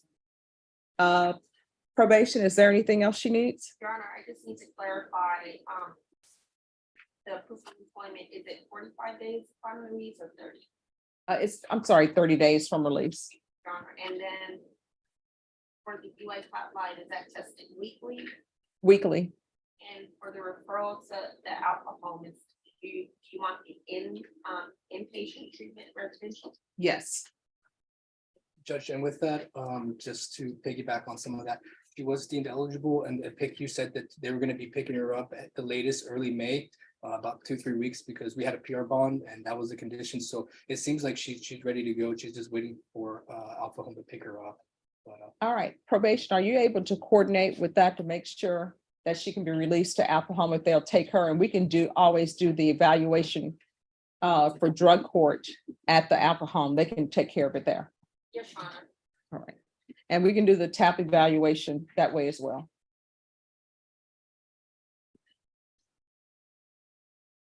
All right, probation, is there anything else? No, Your Honor. All right, I'm showing you trial court certification of defendant's rights to appeal. Did you review that with your attorney? Did you understand it and did you sign it? Because this is a plea bargain agreement, because I followed your plea bargain agreement, and because you waive your right to appeal, you do not have the court's permission to appeal. Do you understand? Because this is a felony conviction, you're not allowed to own or possess any weapons or ammunition. If you have a question over what a weapon or ammunition is, you'll need to speak to an attorney. Do you understand? All right, we can go off the record. Here's the thing.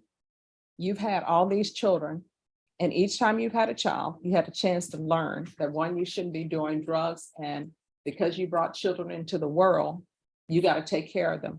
You can't just leave them at Travis Park and say, good luck to you, right?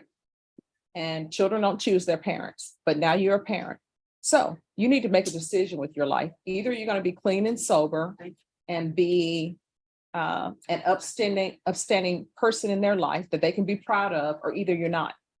But whatever you do, don't do this thing where you get your children's hopes up that mom is going to be clean and sober, mom's going to be in their life, and then the next thing you know, you're back to doing drugs, because they don't understand. It breaks their heart each time. And the other thing you need to understand is you have a lot of suitcases. It's called baggage, right? I think children are a great thing, but some people see them as suitcases. So each one of those children, and the reason why I say it's suitcases and it's baggage, because you need to be careful about who you bring into their lives. Like, who wants to carry all those suitcases? So you got your felony convictions. You got the fact that right now you don't have your education, but I know you're going to get that. You have it right now, your substance abuse issues, but I know you're telling me you're going to take care of that, and you have all of your children. That's a lot of suitcases for somebody else to carry. And I say that because I've seen it time and time again, where people, women and men, are doing great on their plan. And then guess what? They think they've met a great guy. They think they met a great woman. And then the next thing you know, they're back to the same way. Don't be that person, because your children are dependent on you. You understand? And their grandmother, your mom, is depending on you. All right, good luck to you. got a reference to one matter. Yes. I know you said 2 over 6, 6 years probation. For state jail, isn't the max 5-year probation? Oh, it is. It is. So 5. If If I could give you more, I would. Yeah, it is 5. But thank you so much. All right, you're welcome. Good luck to you. Thank you. Thank you.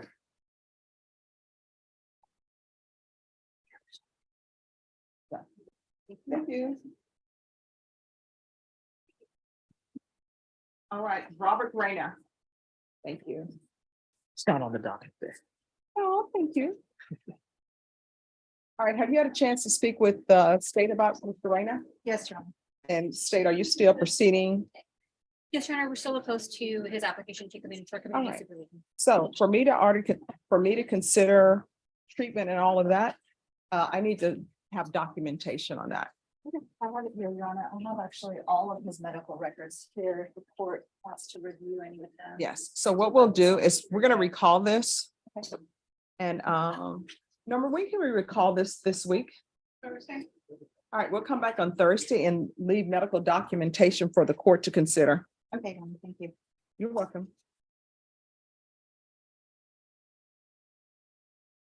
And probation. I'll talk to you about Mr. Robert Rayner and what is available, if there's anything available. Yes, Your Honor.